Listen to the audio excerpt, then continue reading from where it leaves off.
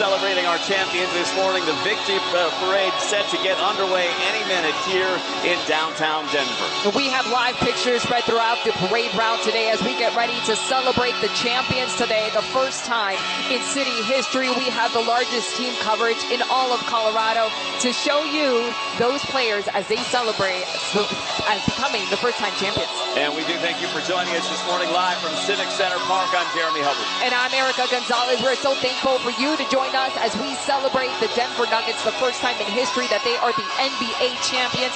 This team has brought us joy, they have brought us inspiration, and they have brought us so much pride. And we are so proud to be able to celebrate with them today and what will be surely one of the greatest days in the city of Denver in history. We come to you from under partly cloudy skies, but we can tell you a 47-year-long cloud has been lifted as the Nuggets bring a championship to the Mile High City. And as we said, we have crews spread out throughout the parade route, stretching all the way from Union Station down here to Civic Center Park as you look live at the crowd that is still building here at the end of the parade route. And for right now, we're going to go to Fox 31. Taylor Kilgore getting a unique view of the parade because she's going to be on the float and getting the best seat in the house today. Taylor, where are you at right now?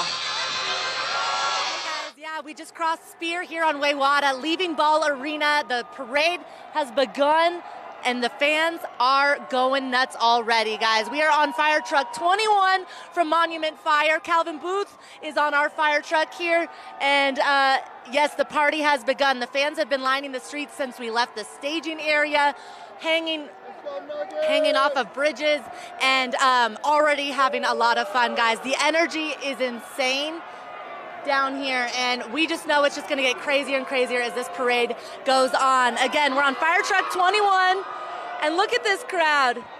47 years in the making, guys. A lot of kids out here having a lot of fun already, and Denver definitely knows how to do a championship parade. We're on the route. We'll be checking in along the way as we make our way through the streets of downtown. Reporting live, I'm Taylor Kilgore. We'll see you guys in a bit. Taylor joining us on board that fire truck along with Calvin Booth, and in many ways the architect of this team that won this championship, and we'll be checking back in the first route of the morning. Yeah, a lot of people are very thankful to Calvin Booth and what he's been able to accomplish with the Denver Nuggets. All right, let's want to hear more about the fans and how excited they are to be watching their heroes on these floats today celebrate such a big win. Let's go to Fox 31's Dan Giroux. He's at Union Station this morning. What are fans telling you, Dan? Is this amazing or is this amazing? Oh, wow. Take a look at this. We're high atop Venice Restaurant, 17th and Wine Coupe. We're right in front of Union Station. This is the beginning of the parade. It is so loud.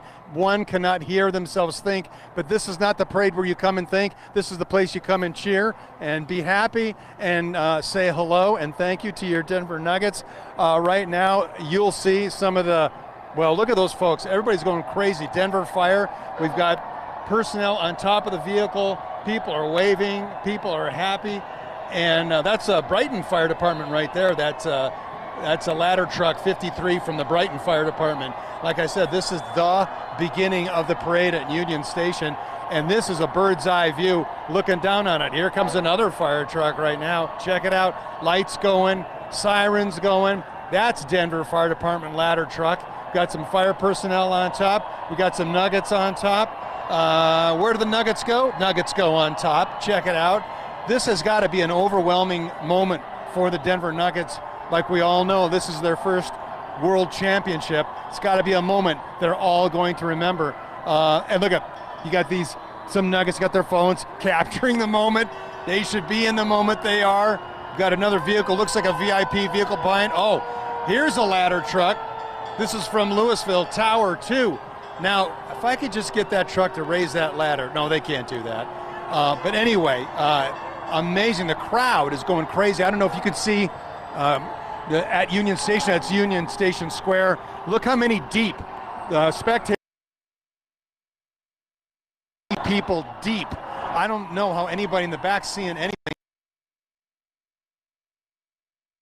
That is incredible. We were wondering what the crowd would be like out here today, and as you can see, and you just heard Dan saying there, I mean, it is at least a dozen rows deep of fans out there just to see the Denver Nuggets, the world champion Denver Nuggets. Who knew there were so many Nuggets fans in the Mile High City? I guess we should have after the performance of this team this year. It How was can you lights out. not absolutely It love was them?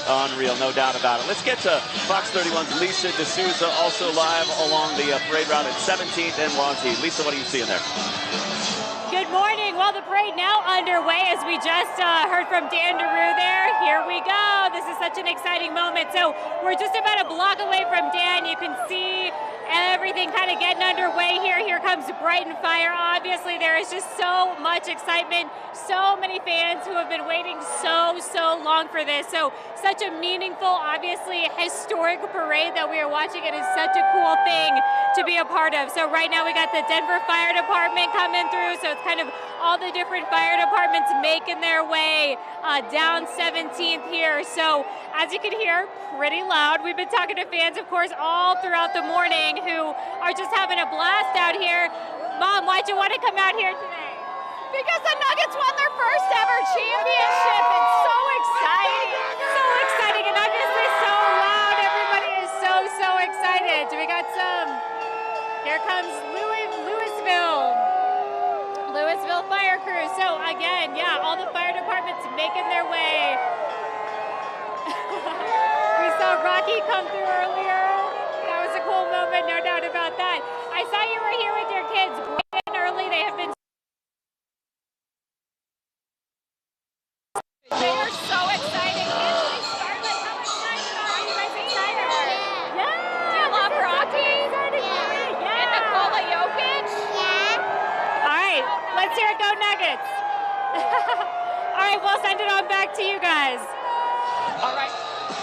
For those folks who are home, if you're at work, if you're at school even, and you are watching this, I hope that you understand the level of excitement that we are feeling out here. It is off the charts. We were talking about this. I haven't been to this club in probably over a decade.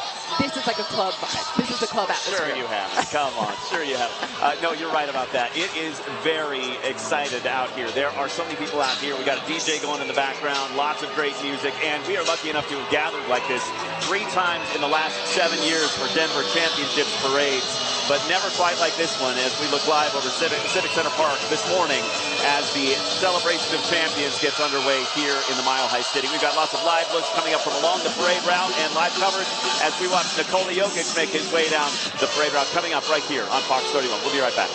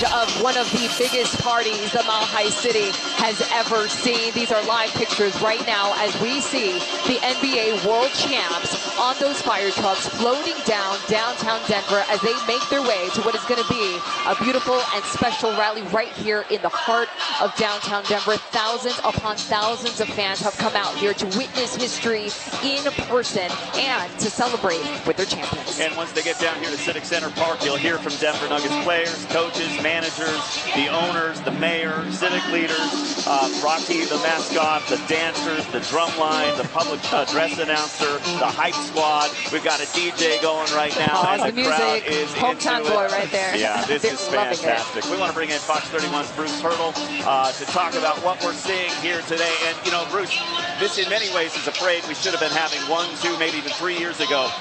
You know, the coach said this was a dream deferred. Yeah, no question about it. We could have been doing this for the last 4 years. All I know is that we need to keep meeting this way because it was 15 days later, it was June 30th that we had the parade last year for the Avs. This is an entirely different vibe, and we'll get into that as we get going. It's my understanding, by the way, that there are 40 vehicles in the convoy making their way here to the park, where, of course, we're going to get all of this thing. You know, I'm reminded, Hub, you and I are not quite of the same vintage, but you'll remember Foreigner's song, Feels Like the First Time. Yes. I don't think it was about, you know, celebrations of NBA championships, maybe something else, but you know what? There's nothing like the first time, and that's where we are today. And I was going to say a dream deferred, but it just makes this victory so much sweeter, and not just for the players, but for everybody who has supported and fallen in love with this team. The Nuggets have been a staple of Denver sports since 1967, for goodness sakes. You talk about a celebration deferred, a championship deferred. Let it loose today, gang. Yeah. This is your day. Oh, they are. They are. We're going to talk a lot more about the difference this year made and why it happened this year coming up. But we do want to check in with Fox 31's Carly Moore, who's joining us from along the parade route at 17th in California this morning. Carly, what's happening there? Hey, good morning, guys. A lot of excitement, of course, a lot of music playing. I can hear some of those fire truck sirens in the distance, but I don't see them yet. But you can see the crowd waiting for the parade to pass by. Of course, everyone looking for their favorite player, and of course, the Larry O'Brien Trophy. A lot of excitement. I will say that there is a lot of excitement, as you can hear as well. I gotta say, I got a pretty good setup over here at 17th in California. We've got a bunch of food trucks in the area as well, so I've been smelling a whole bunch of good food this whole time. But we actually caught up with some of the firefighters. I don't know if we have that clip, but I do want to say that a lot of the firefighters had a little competition among themselves to see who got to ride around with the players in today's parade. Yeah, as you can imagine, competitive, because this is it is a once-in-a-lifetime opportunity to be able to celebrate with the world champions, and the first time that they become the world champions, although I think we're all pretty much convinced not the last time. It's going to happen again. We, too, have been smelling some interesting things down here, not all of it food.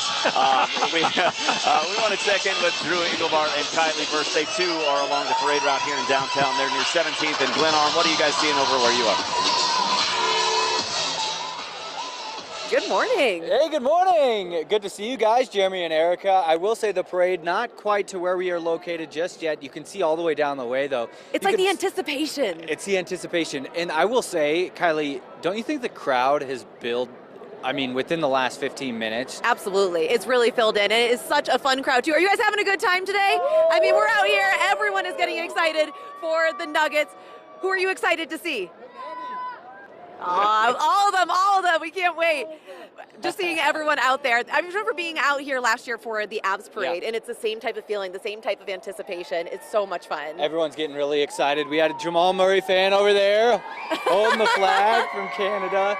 These folks are excited. And like Kylie was talking about, this is such a great spot because you can see all the way down. You could see Union Station from where we are if you look far enough down the street. So they know it's on its way. Jeremy and Erica, we're excited.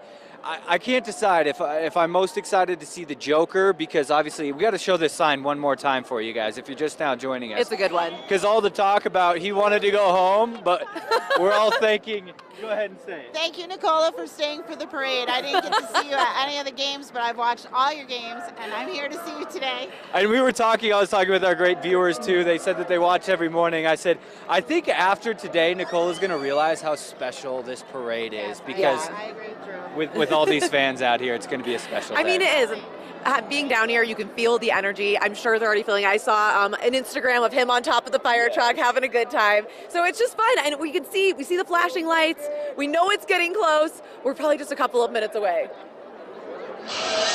Yeah, I'm sure Serbia is lovely this time of year, but we are glad to have Nicola here with us today, and glad he's stuck around. Also, glad to see that Canadian flag. You know, Jamal Murray, by the way, is just the 9th Canadian to ever win the NBA championship. His hometown just outside Toronto, and we know it's a big deal there. In fact, the mayor is planning a Jamal Murray Day where they're going to bring the trophy there. They're going to do it in the town square, have a big celebration, bring all his high school friends back. So it's a big deal. You would imagine. So this is going to be parade number 1 for Nikola Jokic. I'm sure they're going to have a parade or a very big celebration when he goes back home to Sombor. I would imagine it's going to be a similar vibe at Kitchener, Ontario when Jamal Murray heads back home to see his family over there. No doubt about it. As we look live along the parade route, Nuggets players getting in on the action. They're riding fire trucks, as you can see from Union Station there, all the way down here to Civic Center Park. There's one of the trucks turning the corner right there along 17th right now. And we've got trucks from all over the metro area. We know that the truck that Nikola Jokic is on also contains all of his family that's in town, his daughter, his wife, his brothers, and some You're not going to miss them. You're not going to miss them. Yeah. In many ways, his daughter is going to be the star of this parade, as she was during the playoffs, too. We're all talking about how cute it was that they had that hand gesture where she pointed at the ring finger, and he mimicked that, and it was and she stole the show when they were having the trophy ceremony, and he was finally able to hold the Larry O'Brien, and then the Bill Russell trophy, which, by the way, he apparently lost. There was an issue with that. So hopefully, when we do finally see the Joker, he does have the Bill Russell trophy in hand for being the finals MVP. In some ways, that does speak to how seriously or not seriously he's taken all of this, right, Bruce? It just follows the incredibly different type of personality that he is. I mean, you talk about a guy that is so unimpressed, first and foremost by himself, let alone everything that he's helped to accomplish. Sure, winning a championship became his laser focus, but he's moved on to other things now. He's ready to get home to his horses. He's ready to get home to his country. He's ready to move on with life. And that's part of what I think endears him to Nuggets Nation. Yes, it's important, but there's other things in life that really dictate who this guy is. Well, and it's so unique about this entire team. It was infectious, his approach to it, because it was such a selfless team, so generous. In fact, so generous that Jamal Murray actually kind of got mad at him in the last game. He's like, take the shot, don't share the ball, right? It's generosity to a fault, almost. But his leadership was he's never a guy that's going to grab you by the scruff of the neck. He's a guy that does it with accountability and with unselfishness. Think about unselfishness being the main thing that people want to fall in line to follow. When you've got that kind of leadership, unspoken, where guys are buying in and doing the necessary things to win and not worrying about who gets the credit, you end up with magic like the Nuggets have. Aaron Gordon said it best. He's not here for the credit. He is here for the win, and they absolutely got it. Yeah, I'm trying to see. Oh, those are just fans in the crowd there. I was trying to see if that was a Nuggets player doing a, what do you call that when you shotgun? What do you call that? Like you don't know? None of us are cool enough to know what that is. Yes, no, yeah, you are for sure. All right, what are you most looking forward to here today, Bruce? What are you most excited to hear from? Who are you most excited to hear from? I think I think that I want to see how Nikola Jokic emotionally reacts to what he is about to see. I think that I don't think that even he understands. You know, these guys really live kind of a cloistered life. They're not out amongst the fans a great deal. They are put in front of the media when PR departments want them to be in front of media. It's not like there's a total interaction each and every day. This is going to be, I think, a real eye-opener for just how much this means to this city, how much this team, how much what they've been able to do for this team means to the city. All of that is going to be on glorious display today. You've got to imagine it's going to be moving, not just for Jokic, but for the entire team. Bruce, you were out there on Monday night when they won the title. Give me your opinion on this. It seemed like a lot of them were very emotional. They understood the moment. They really embraced it. Think about when you grow up, and I've said this before, you start with a Nerf ball in your hands and a hoop hung over a door in a basement, and you start doing play-by-play, and you take last-second shots, and then it moves to your driveway, and then maybe a blacktop in a park somewhere, or a YMCA, or a Boys and Girls Club, or whatever it is, and then you continue to, but it's always the same dream all the way along. You dream about the moment that you have. Then when you get that moment, it has to be overwhelming. And I think that that's what we saw a lot of on Monday. It's like, yes, we've been chasing this, but now here it is. How do I even start to deal with it? Yeah, and it's a lifetime of hard work, as you touched on. I'm struck by Jamal Murray. When he was young, his dad would make him do these tolerance drills where he'd have to balance piping hot cups of tea on his quads while doing squats for 12 minutes. And he'd make him practice three-pointers in the cold Canadian winter just so he would get used to the worst possible conditions. I'm going to look for something that I can juggle here during the show. That maybe someone's got some knives or something or other that I can try to approximate it with. Wild. Kudos to Roger Murray for raising an absolute champion, and we adore him here in the Mile High City. Let's go to Fox 31 Jim Hooley. He's been in the crowd, in the thick of it. Jim, what are the fans saying? Are they finally seeing some of the champs making their way through the parade?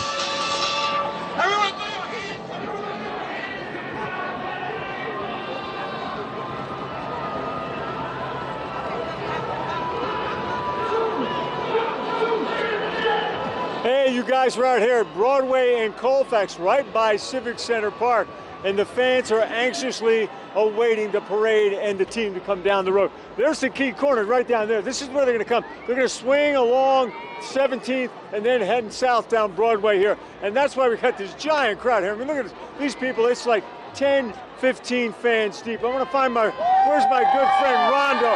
Rhonda! Yeah! I know you're anxiously waiting here, right? Let's go. Yes, what do you think? Why are you down here so early? You were down here very early. I'm down here so early because I wanted a good spot, and obviously I got one. Okay, Jim, I'm here. Go Nuggets! Everybody, you see me? Everybody, I'm out here. Who do you want to see the most? Jokey. I love Jokey. Yes, This ain't no joking. You got it. All right, you guys. Again, some of these people like Rhonda have been down here since easily 7 o'clock in the morning. We were down here at 4:30. Some people even wandering around at that time. But that's the corner. That's the corner down there at 17th and Broadway. Everybody with their eyes down there, waiting for the turn of the buses, the fire trucks, and the team. What do you guys got to say? Let's hear it. Go Nuggets!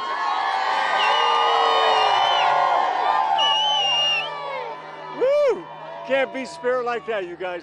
That is it. That is true Denver Nuggets spirit. All right, Jim, thank you so much. And so far, we have seen appearances by the Nuggets dancers. We have seen the Hype Squad, and we saw there Rocky doing his thing. The best mountain lion in the world. Best mascot in the NBA, most highly paid, too. Here's the Nuggets dancers there. What a day for all of them. I have this feeling Rocky's going to somersault off the fire truck to do something, do a buzzer beater from half court down Broadway. Who knows? The guy is talented, almost as talented as the players on this NBA championship team. As we look live over downtown Denver right now, the third victory celebration in 7 years. And this one for the first time ever for the Denver Nuggets.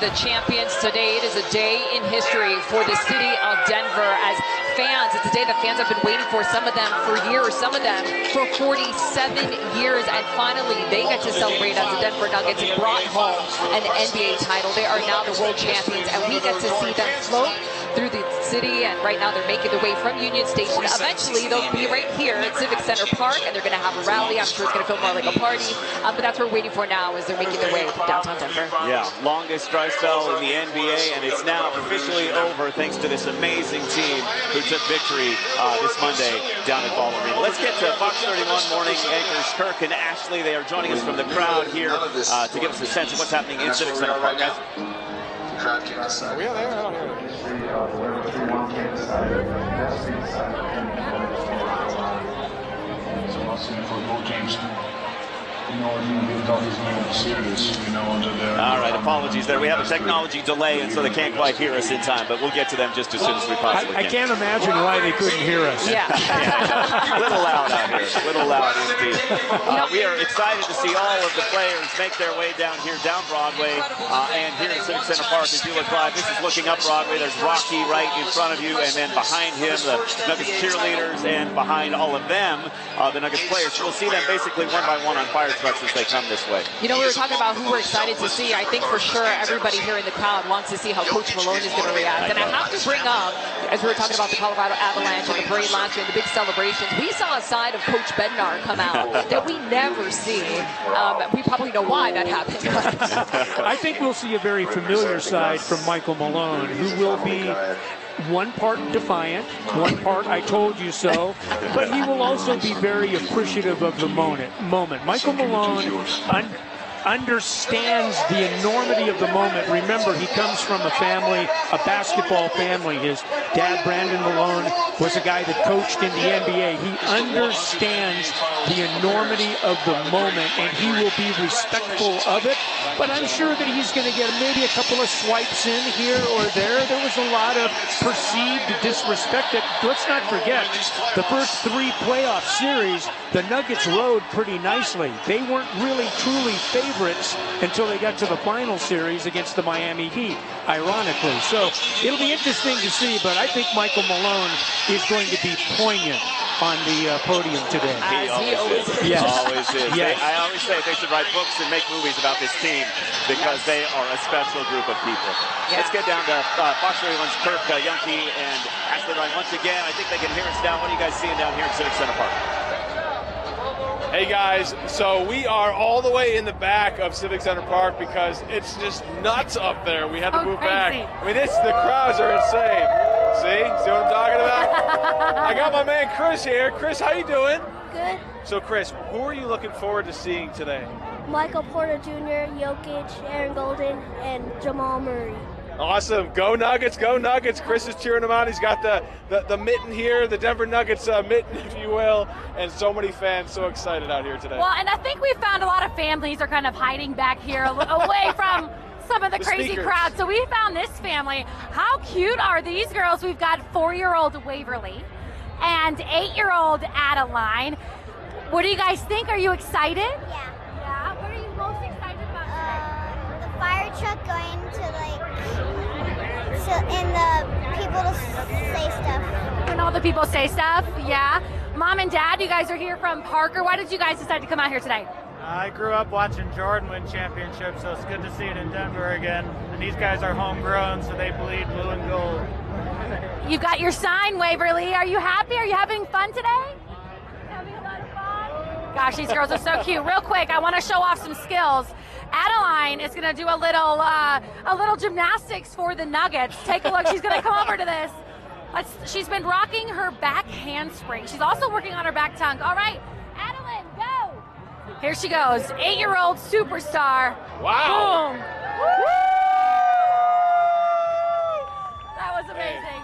I love it. Entertain the kids while we wait for the parade to get here in Civic Center Park. We'll send it back to you guys now. All right, superstars who came to watch superstars. You know, I just want to quickly say that I love that there's so many families out here, especially those young kids, because these are moments that will stick with them for a lifetime. And those are the individuals who, you know, the next time that the Nuggets are here, we're going to be interviewing them. They're going to say, yes, I was here for the very first time the Denver Nuggets became world champions. With any kind of luck, we'll be doing that next year. So hopefully they'll be out here doing that. Here is another live look from along the parade route. Again, it stretches from Union Station down 17th to Broadway, then right in front of the State Capitol building, and then to Civic Center Park as you look live right now from our crews scattered along the scene there. There are fire trucks from around the metro area, and a lot of the fire truck numbers correlate with the number of the Nuggets player that's riding aboard. So that's kind of a fun fact. Yeah, it's kind of hard to tell from our vantage point, but I think we're going to start to see players sometime soon. We are. It feels like they're making pretty good time, and you do have to wonder if that's because Nikola Jokic wants to catch a flight out of here. Right. He needs to be in Sombor, Serbia. Yes, I'd watch his horse races by Sunday. Sunday, that's right. So we got to hurry this thing up just a little bit for him, for a star. He said one of the big splurges he's going to make after winning the championship is buying another horse. He's got more than a half dozen at the moment in his stables called Dreamcatcher there in Serbia, which is near the Hungarian-Croatian border. And, you know, it's been a big month for Serbian athletes. Novak Djokovic won the French Open just days ago. They grew up about 2.5 hours apart, and of course they've got this brotherhood of Serbian, pride. And very close friends. We're talking about a guy with 23 now major singles wins. That's a new record that he set, and one of the first things that he talked about after doing it was the Denver Nuggets and Nikola Jokic trying to close the door on an NBA championship. It's been a remarkable run for those in Serbia, and it's special. It's absolutely special. And yeah, I would imagine that the plane is probably on the tarmac, ready for a 5 o'clock liftoff, right? Well, he apparently asked Josh Kroenke for permission to use his plane, because he was like, you know, I just won an NBA championship. The least thing you can do is get me back home in time so I can watch my horses race. So hopefully he's making that happen for him. And speaking of the Kroenkes, my goodness, this is what, the second championship parade that gets celebrated in under a year. Well, and then add the Rams into it three years ago. So you've got the Rams, the Avs, and of course the Nuggets now.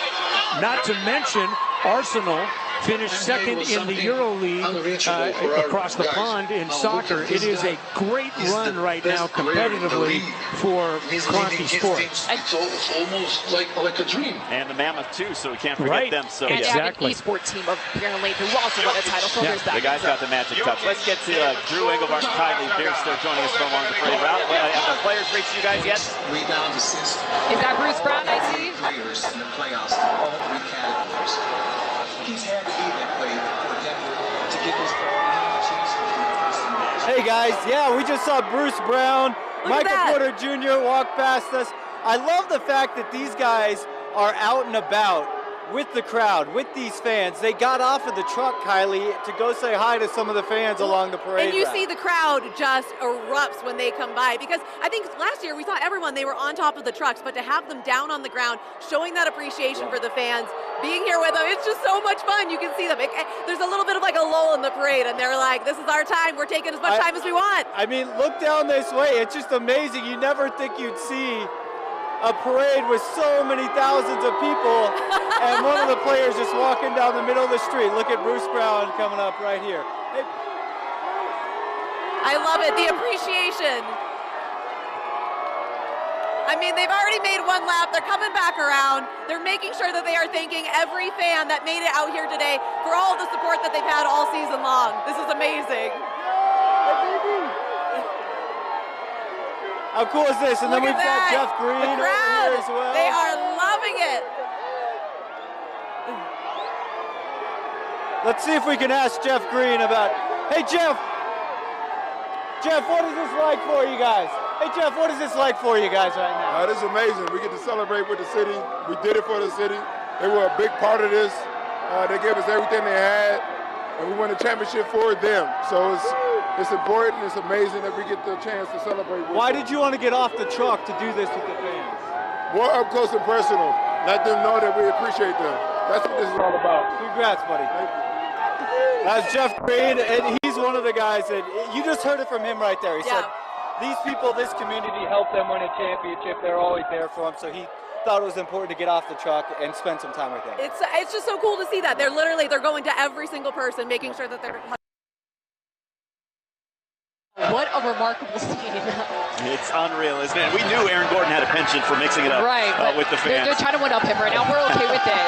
We are totally okay with it, even with the shirt off. Yeah. Well, I think that's going to be the theme of the day. Christian Shirts Brown optional. there, holding the WWE Championship belt that apparently they were gifted from the WWE. From Triple H, no doubt about it. And Christian Brown, it's been such a big few years from him. I think 7 titles in 5 years, something like that, when you count all the high school stuff. Then he, of course, won the NCAA championship last year with KU. And here he is in great company, being one of just a few players to win the NBA title. And not only that, being a key component, he was one of the few rookies in the last 2 rounds of the NBA tournament, of the NBA playoffs, that was a rookie contributing to a team. So you cannot underestimate the contributions that he made. You know, it just strikes me, I don't think the players quite understand what a special moment they are giving these fans by getting off the float and walking up to them and interacting with them. This was already going to be a memorable day for these fans, but my goodness, they just took it to another level. And I know that they're so thankful. And I do have to say, it's only 65 degrees outside, so the whole shirtless thing, I really do think it's just a vibe that they're trying to put out there and one up Aaron Gordon. So you can see this is the parade starting to make its way close to Civic Center Park. Our coverage of this Celebration of Champions continues live right here on Fox 31 right after this. Stay with us.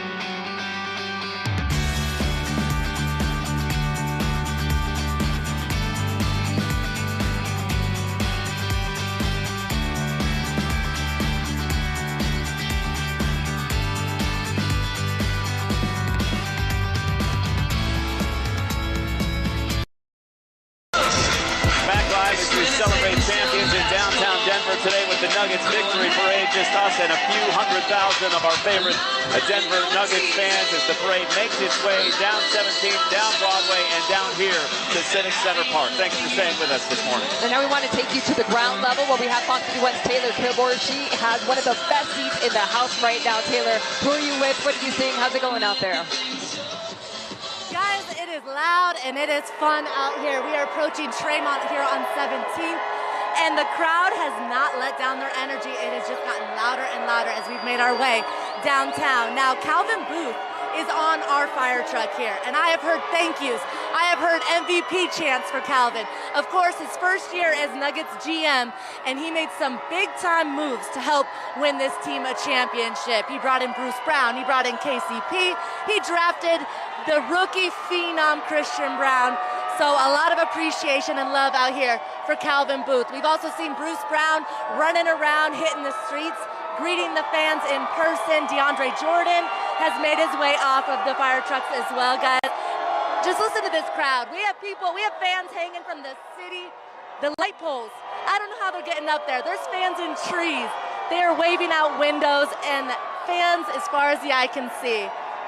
Like I said, the energy has not died down. In fact, it's just getting louder and louder and louder. A lot of people have waited a long time to celebrate these Denver Nuggets, and a lot of people want to be out here and experience this first parade in franchise history with the city of Denver. So as far as championship parades go, guys, I feel like we're becoming experts here in Denver because we've been spoiled with them. This Nuggets parade has not disappointed. It has been phenomenal out here as we make our way. We just passed Tremont, and like I said, the fans, they're having a lot of fun out here, guys. Let's send it back to you.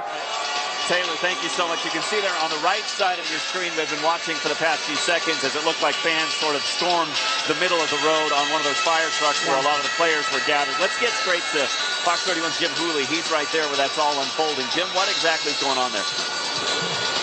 Hey, you know, we just had like the first wave of fire trucks and equipment come through with at least one player. I saw Christian Braun up there on the top of one of the trucks, and maybe a couple of other people. But the people went wild. Now we got a break in the procession, if you will, as we come down South Broadway.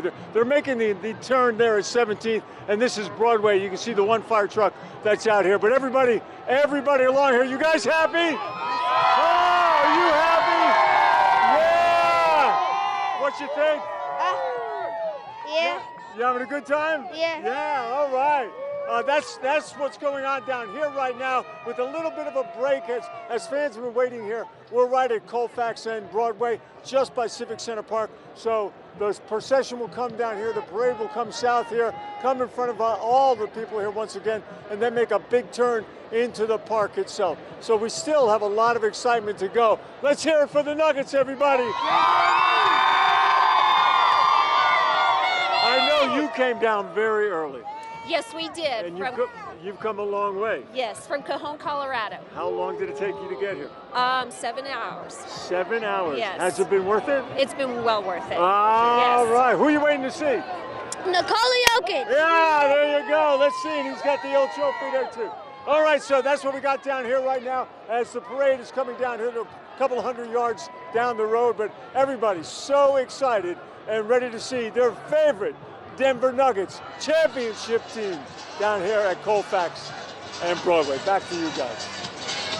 All right, Jim, and from one crew, we're going to go to another crew. Fox 31's Carly Moore has been out there since early this morning. Carly, who have you been able to see so far? We're trying to understand what players have already made their way through the parade. Who are you seeing, and how are the fans celebrating? Hey, guys, yeah, a lot of excitement, of course. Right now, we have a little bit of a lull. We saw Christian Braun already, but I have a fan here. This is Logan. Logan, how old are you? 13. You're 13. Tell me why you wanted to come and celebrate the Nuggets win. Probably because it's the first time they've won ever. It is the first time they won ever, so you're witnessing history right now. How does it feel? Good. Exciting. I know you have a Jokic t-shirt on. Is there anyone that you're hoping to see today, Jokic, MVP, or somebody else? Probably Jokic.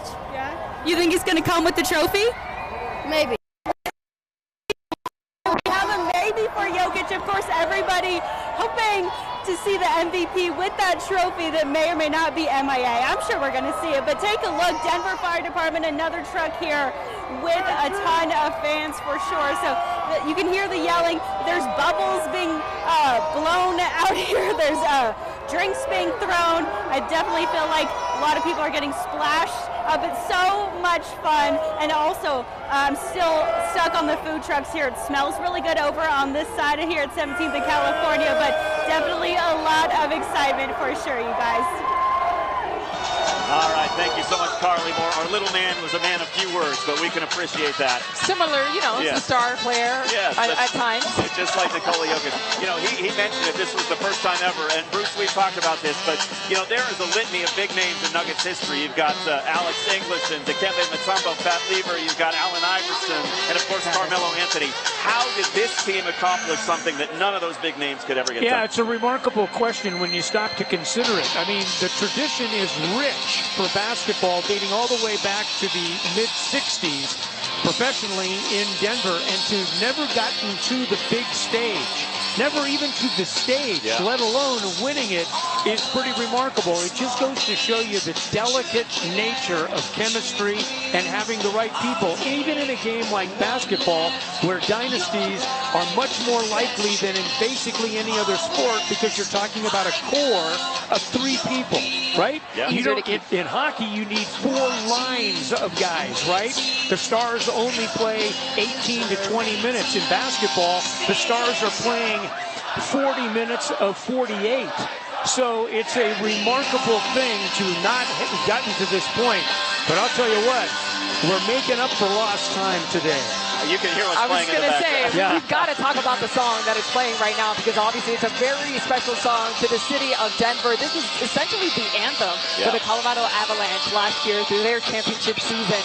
And so you can hear the crowd singing it more so than all the other songs right now, because they're pretty excited. A little Blink-182, a nod to our gathering here a year ago as we celebrated the Avalanche and their Stanley Cup victory. And I'll tell you, it is a lot of fun to get together like this every year is when I like it. It had been a few years since we did with the Broncos, but I have a feeling we are going to be back here. And Bruce, you know, Vegas is already saying the Nuggets are the favorites for next season. We heard similar things about the Avs last year.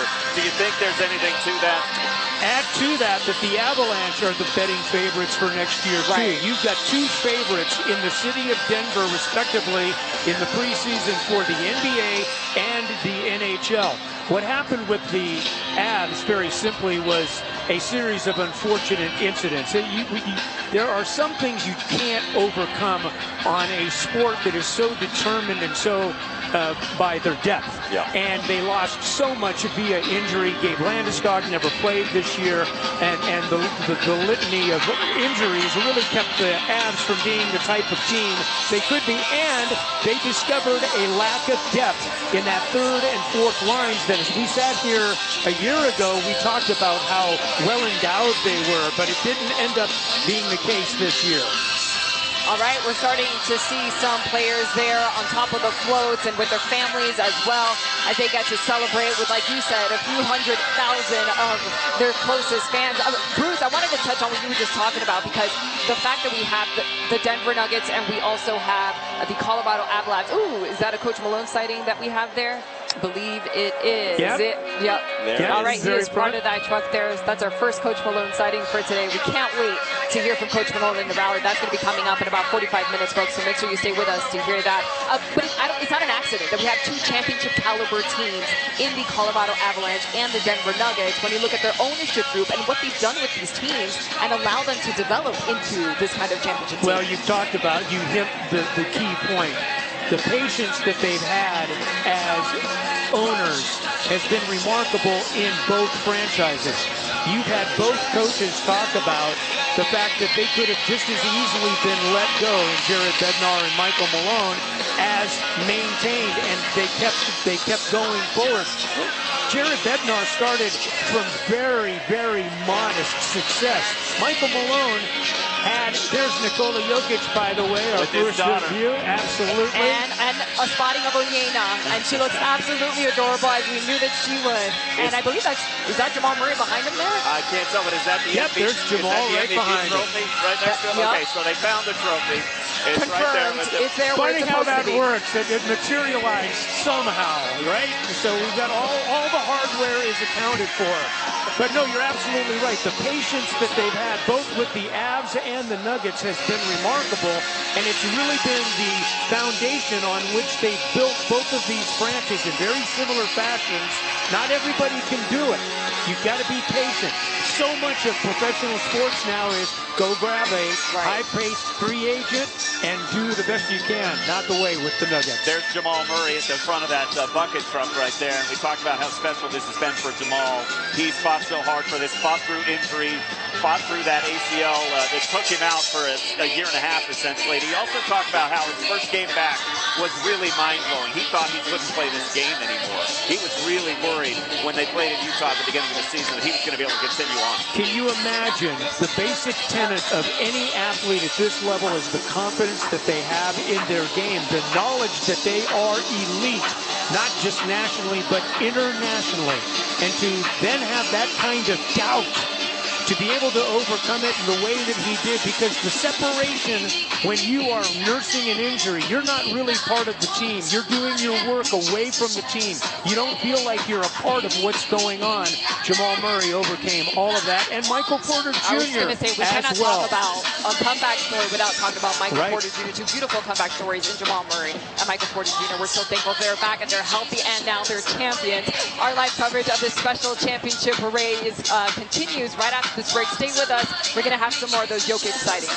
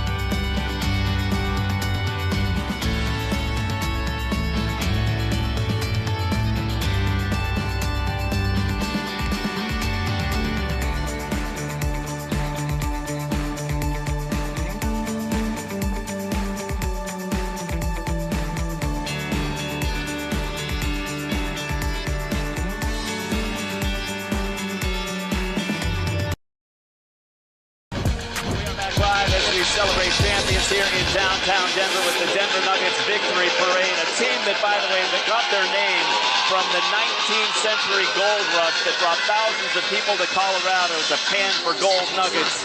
And we can tell you this team has finally found gold. They got their championship trophy this week, and we are gathered here along with hundreds of thousands of other people in downtown Denver to celebrate that win. And that Larry O'Brien trophy is making its way right now to Civic Center Park. And we're sitting here at Civic Center Park as we bring you live pictures throughout that parade route. Looks like they're trying to get a fan back into behind the lines where we're It's supposed to actually be. Mike Malone Oh, out there we go. amongst Never his mind. It's people. not a fan. Yep. That's the guy. That's the top boss there, Coach Malone, shaking hands with fans. I mean, this is a moment these people will never forget. This is so special for them, and for Coach Malone to do that. Hopefully they're thanking Coach Malone for such a job well done. My goodness. Yeah, he's never going to buy a drink in Denver again. I can assure you of that. He is the most popular guy in town at the moment. Well, maybe Nikola Jokic would trump him.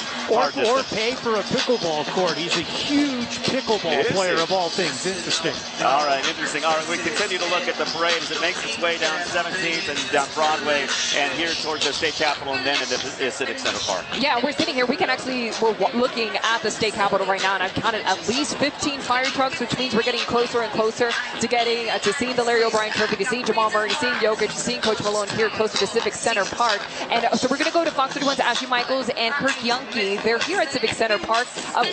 What trucks have you seen? Have you seen any players yet? We're trying to get a kind of an understanding of how close we are toward the end of that parade coming through. Hey guys, yeah, we found a quieter part of Civic Center Park, to be quite honest with you, which isn't easy to find, a quieter section. No, it's not, but we're calling this kind of like the family zone. Take a look. We've got some cute kids. She's 10, throwing the football around. She found a new friend, this little 7-year-old. You've got all kinds of people here. I found some people having a picnic over there, little ones on the ground. Just a lot of people just kind of waiting at this point for the parade and the floats to continue to make their way here to Civic Center Park. A lot of families, as you mentioned. We've got one family here with us. All right, so why did you decide to come down here today? So we came down to show love. We are big basketball fans. We've been watching the game throughout. I mean, we wanted a sweep, but for Game 5, it was okay, definitely.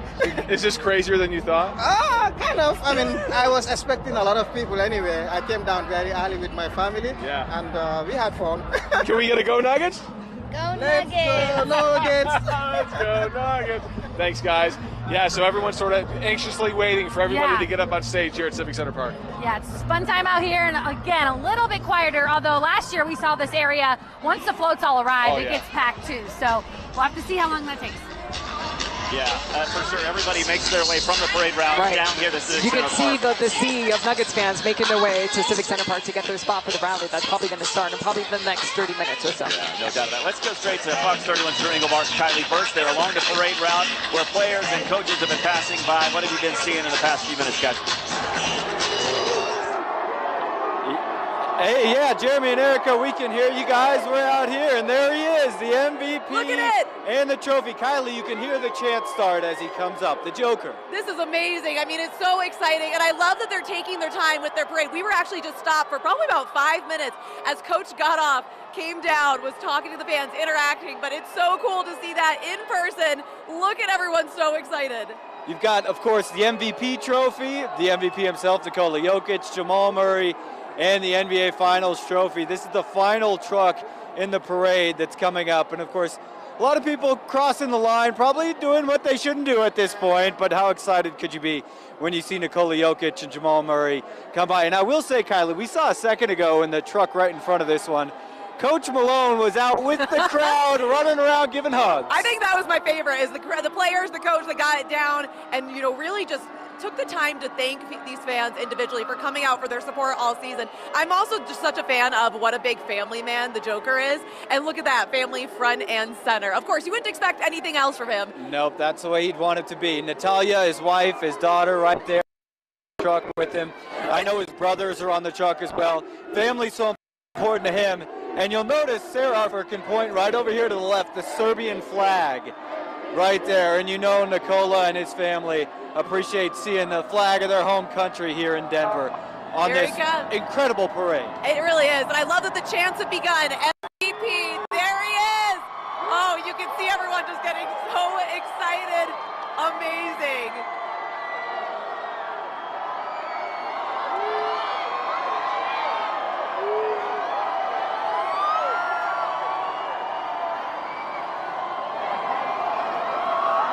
I don't know if you guys could see too on the fire truck, it said Jokic MVP, and of course it's tower number 15. Truck number 15 for the truck. The number for Nikola Jokic, of course, the MVP. But Kylie, I'd have to say that was probably the star of the show, don't you think? Oh, now absolutely. that we've seen all the trucks. Well, when they were parked, and Cohere was just waiting. There was so much anticipation, but that was such a fun parade. I love the interaction. The players, you can tell how much they love Denver and love all the people in Colorado. And appreciate the fans. You're right, Kylie. All right, so that's it from here at 17th and Glenarm. The parade wrapping up here, guys, heading towards Civic Center Park. Hey.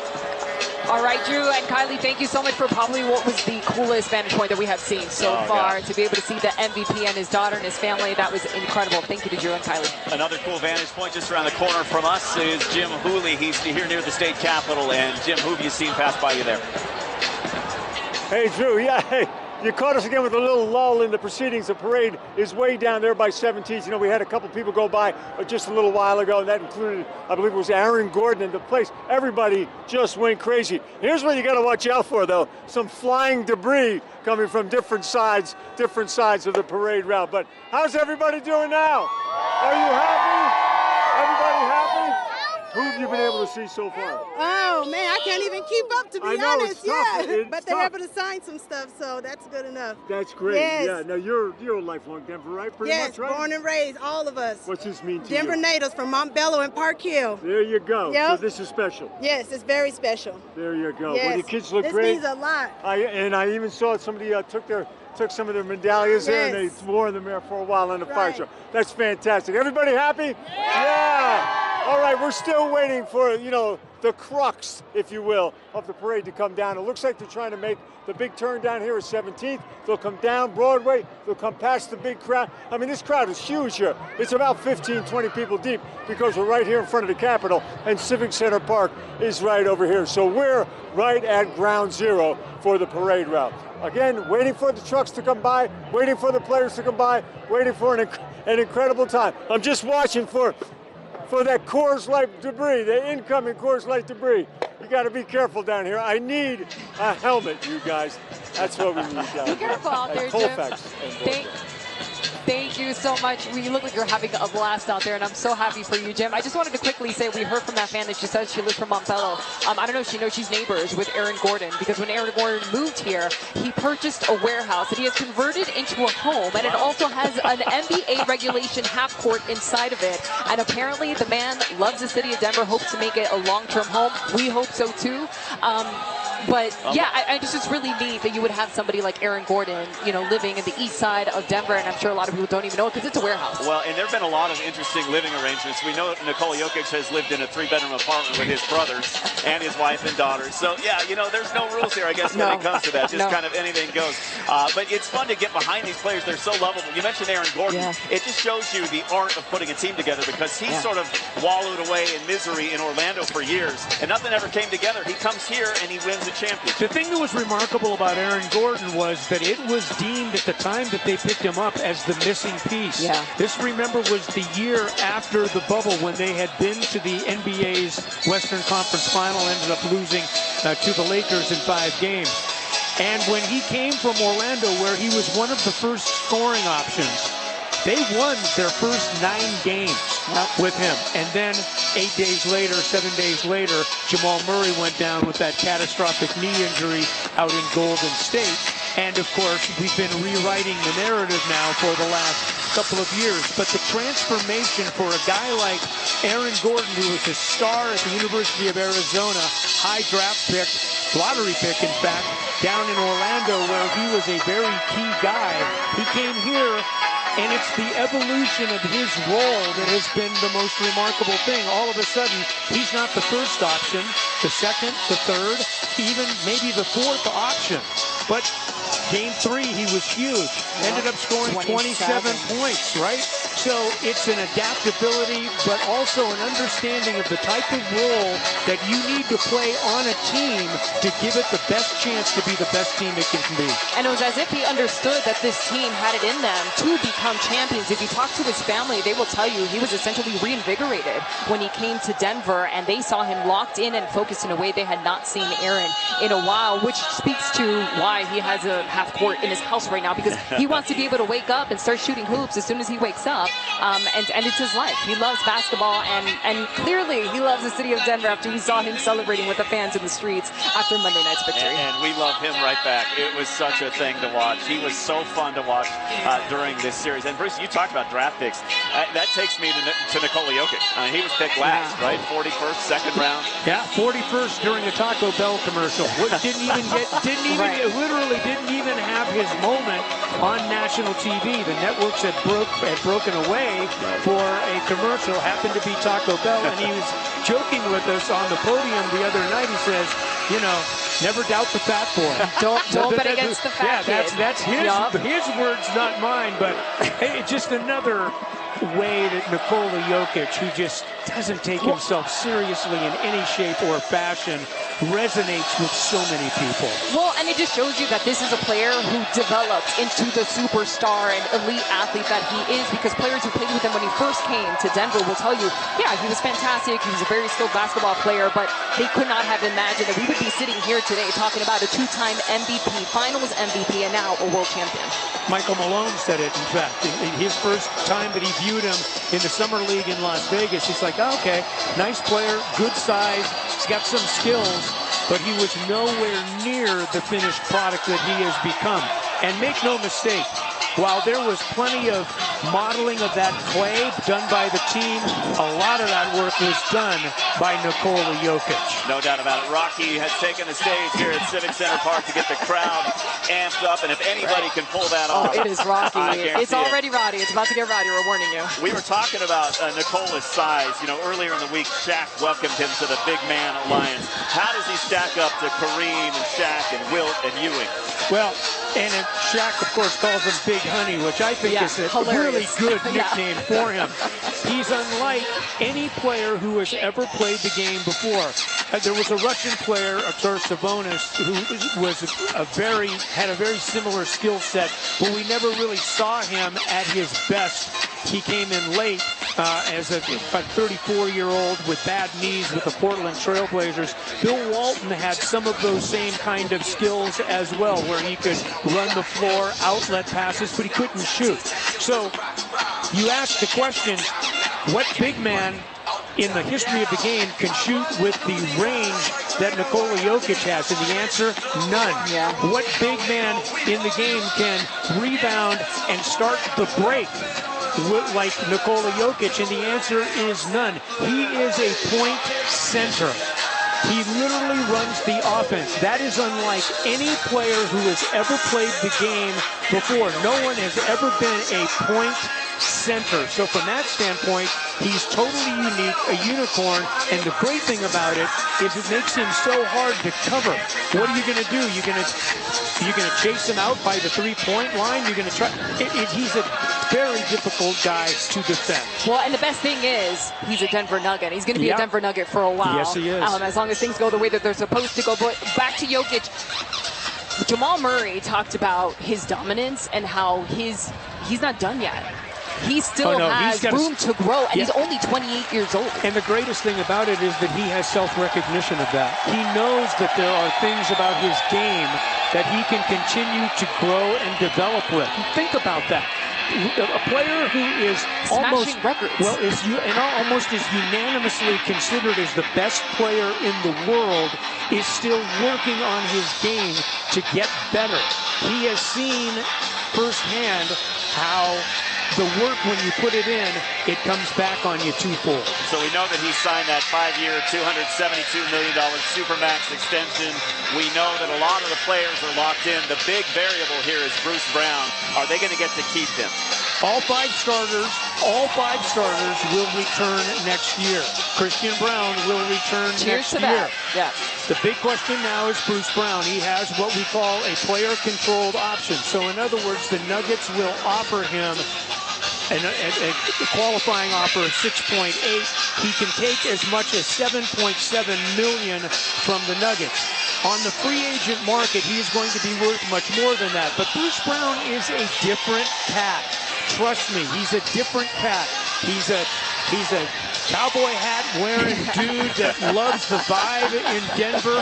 When you go out and you watch him in his shooting drills before games, he's got country music blaring through the, I mean, he's just a totally different guy. He said after the game the other night, he said, well, money isn't everything, the money will come. However, money isn't important until money's important.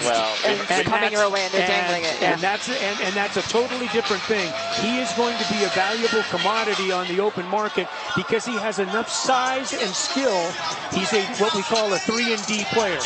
The 3 means he can shoot the 3. The D means that he can guard pretty much 4 different positions on the floor. Those guys are extremely valuable. We've seen a lot of the player stuff show up here at the City and County Building. Just saw Christian Brown running up there near the stage. We also had that long shot looking up Broadway of the fire truck with the champions aboard and the trophy and all of that. So we know Nikola Jokic is on his way down here with the trophy. All right, now we're going to go to Taylor Kilgore. She is one of the veteran greats. Ish Smith. Taylor, what is he saying today? How's it going for him? This must be an unbelievable moment, his very first championship win. That's right, guys. We have Ish Smith over here and his beautiful baby girl. Ish, you've been around this league a long time. You've been waiting for this moment. How did this parade treat you? It was more about... we got a reporter right here. It was more about the fans, honestly. Like I said, they've been through it 47 years, had a lot of talented teams, a lot of talented players come through. So I want to, first and foremost, thank them for coming out 20,000 deep every night, supporting us. That's why we got off the float. Me, DJ Jeff, I know we the old heads, MPJ, Bruce has been huge, man. I'm so proud of him. Just getting off the float and enjoying it with them. That was the best part. They've supported us from the beginnings, from preseason to now, and they deserve this just as much as us. Absolutely. You veterans played such a key role in this championship run. Again, you've been around this league a long time, this game a long time. What is going to be your biggest takeaway from this championship run? Just how everybody bonded together as a family. Everybody sacrifices themselves.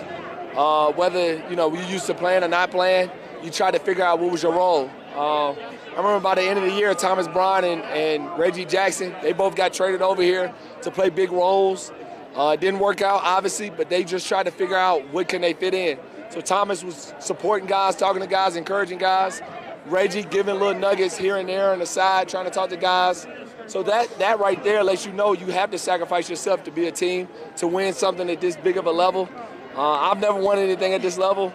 I don't know about other guys. I don't think we all have won nothing at this level. So it's gratifying for us as a team and for us as organization and for the fans. 47 years waiting, we got it done.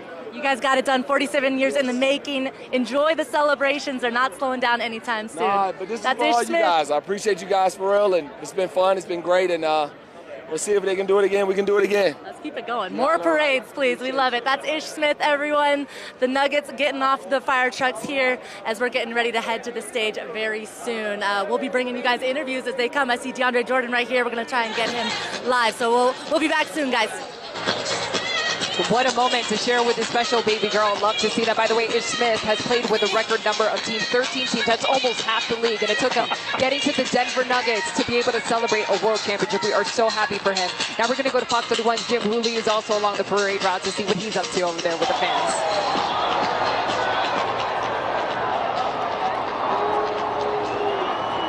Jamal Murray's on the left, and then Jokic is on. Hey, look at this scene, you guys. I mean, this is incredible here. This is the fire truck coming up. It's got Jamal Murray on it and Jokic as well. And it's just been mobbed. People have now gone beyond the barricades, and they are out there in the middle of Broadway now, pretty much just surrounding that truck. And police, Denver police on the motorcycles are coming down here. They're trying to get everybody off the street. And I imagine this has been going on. This is our first glimpse of the main truck, if you will.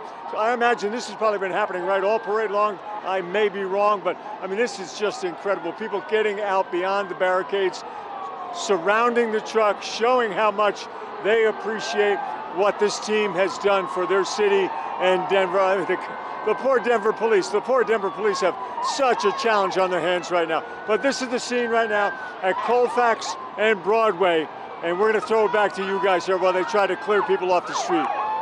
All right, yeah, Jim, let's stay with that shot right now if we can, just so you can get a sense of what's going on there. This obviously is not what Denver police want to see. Right, they have the barricades up for a while, and it's a delicate balance. You know, the fans are excited, but you also don't want it to become a situation that it become potentially dangerous and concerning. So you see why the officials are trying to get them off and behind the barricades where they're supposed to be. On board that fire truck, of course, is Nikola Jokic and his wife and his daughter, Onyena. That name translates to fiery in Serbian, by the way. So that may give you some idea of her personality. It's all about family for Nikola. We know that. He famously wore his wedding ring tied in his shoelaces throughout the playoffs because he likes to keep family so close. We've talked about it, Bruce. He's sort of the anti-NBA player. And, you know, this is a league that's not well known for selflessness. And he is. The self-promotion in the NBA is really the bedrock of the league. He is the anti-self-promoter. There is no question about it. And it has been so refreshing to see an MVP being so unassuming. We love it. We want to go back to Taylor Kilgore because she is now speaking with a two-time champ, three-time champ, I believe, actually, if you consider his high school days as well. Taylor, what does Christian Braun have to say? You know it's going to be a good time. Did you ever think that you would win an NBA championship in your first NBA season? Yes. Yes, that's right. All right. And did it live up to expectations? Man, it's getting better and better every day. So obviously I'm grateful. Obviously we got to get it better. And this feeling I want to repeat again. So I already talked to Jamal and those guys want to repeat and feel this again. So great organization, great people, and I'm blessed to be around them. So I'm more proud to win it for them than I win for myself. Christian, Colin was telling me you were the one like lighting up the party. What was your favorite part about today? Man, I had a great time out there. Obviously, just being in the truck with the Rooks, with the guys, I mean, it felt great. And, you know, those guys are really good people, so they deserve this feeling. They deserve that. And to be here with them, that means the most. What was your reaction to the crowd? What's your message to the city of Denver?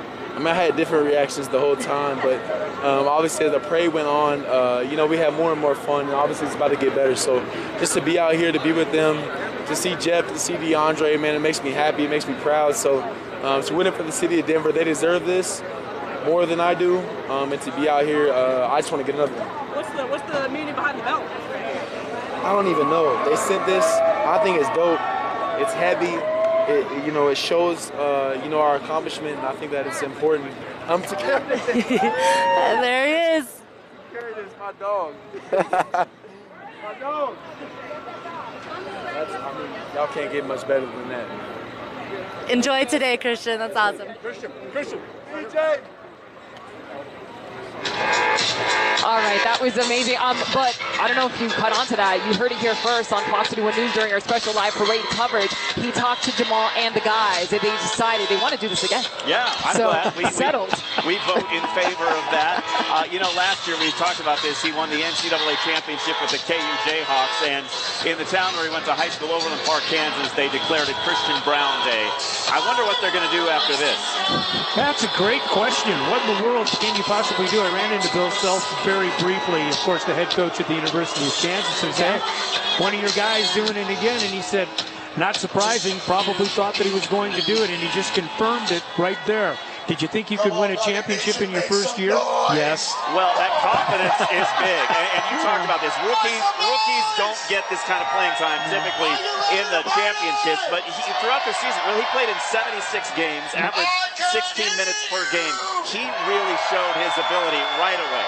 Another guy that was selfless. He came in. This is a guy that was really the key factor to KU's championship run. Abaji, there were a couple of other guys that were big-time contributors there, but Christian Braun was the driving force in KU's national championship. So he comes off of that experience into a team that is veteran with championship aspirations, and immediately sets out with, what can I do to get on the floor? I mean, that's tough sometimes for first-round draft picks to give of themselves and to understand, hey, here are the things that I need to do to be able to get on the floor. I've got to defend. I've got to be unyielding in my defense. I've got to be able to hit shots when I get open shots and to be able to contribute. He was in that rotation pretty early on. And remember, the Nuggets really shortened the bench about midway through the season, and he was in the mix the entire way. Pretty remarkable story. Yep, he showed a sense of readiness. He showed a sense of confidence, which is probably not on accident. He comes from a family of hoopers. Mom, dad, aunt, uncle, all hoopers in college, and I'm sure that they are very proud to see their young son and Christian Braun already an NBA champion at 22 years old. It is remarkable. Yeah, his dad, Don, said he always had a little bit of dog in him, a little bit of fight in him, a little bit of aggressiveness in him, and you could see that at any age. And we certainly saw that on the court during the finals here, and certainly during that win on Monday night that sealed the deal. Again, he's from Burlington, Kansas, not far from Kansas City, and we know his family made the drive out here for the Denver games to see him in person. And I can imagine the thrill of being able to see your young kid be a world champion. All right, I believe that we're looking at DeAndre Jordan there as they are getting ready to make their way to the stage at Civic Center Park. I believe this is like toward the end of the rally there. But let's take a moment and talk about some of the vets, Bruce, because my goodness, whether or not they were on the court, they made such an impact on this team to the point where you heard Jokic, you heard Murray, you heard MPJ, you just heard Christian Braun. Salute them and thank them for their contribution to the team and what they did to impact the championship. You know, this has been a championship theme of the last 2 years, hasn't it, you guys? We sat up here last year talking about the contributions that were made near and far on the roster for the Colorado Avalanche. It's the same thing here. So what I'm telling you is that is a natural fabric of a championship team, and it's difficult to bottle and each and every year. But when you have everybody pulling in the same direction, and it sounds so Pollyannish, but I'm going to stick with it anyway. When you have everybody pulling in the same direction and willing to give of themselves for the betterment of the team, to subjugate their own individual goals, and to do that what the team needs to come together, then you have something special. And to your point, Erica, I wanted to add something else, and it's another Nikola Jokic moment. Once he's asked during the playoff run, he's asked, who are you happiest for? And he says, Jamal. And he goes into the whole thing about Jamal missing time. Then another series, he says, who do you want to win for the most? And then he says, Ish Smith, Jeff Green, DeAndre Hopkins, Reggie Jackson, guys that have been in this league for a long time but have never been able to experience it. That's real. Yeah. I mean, when you stop and you start thinking about, when you're thinking about others around you, we can all learn a pretty good lesson from it. Live picture from Skyfox right there as we turn the corner on this building. Apologies that the view got obscured there. We'll get another shot for you, but that was the last fire truck there with the championship trophy, with Nikola Jokic and his family, with Jamal Murray. They're making their way around the corner here on Broadway to come right in front of the State Capitol building, and then they'll join this huge crowd here at Civic Center Park as we get the festivities underway here downtown. And Bruce, it's hard to quantify something like this, but the lack of respect, I have to think in some way has fueled this team. We talked about how nobody took Nikola seriously, nobody took the Nuggets seriously, nobody took Jamal Murray seriously. I mean, he's never even been an all-star. Right. No, hasn't even been an all-star. I think that'll be taken care of from this point forward. But to your point, we talked about the rock on the shoulder, the boulder on the shoulder, not a chip, but a boulder on the shoulder. The first three series was the lack of respect, the national narrative that was Nikola who, Denver what.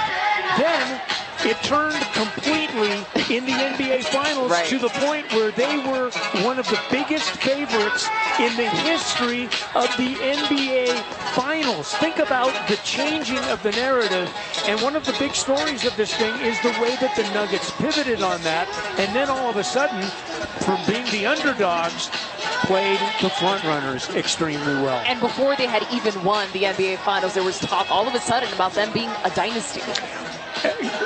I'll be careful about that one. Right. Dynasties they're a different thing. Right, but not my words. I'm just saying that that's right. how the national narrative all of a sudden was changing to that degree. Funny how that works, isn't it? Right. It is indeed. Again, you're looking live here, Civic Center Park. The rally set to get underway momentarily here as the last of the players and coaches and crew make their way here to Civic Center Park. We know that we're going to hear from team players, team coaches, team owners, city leaders.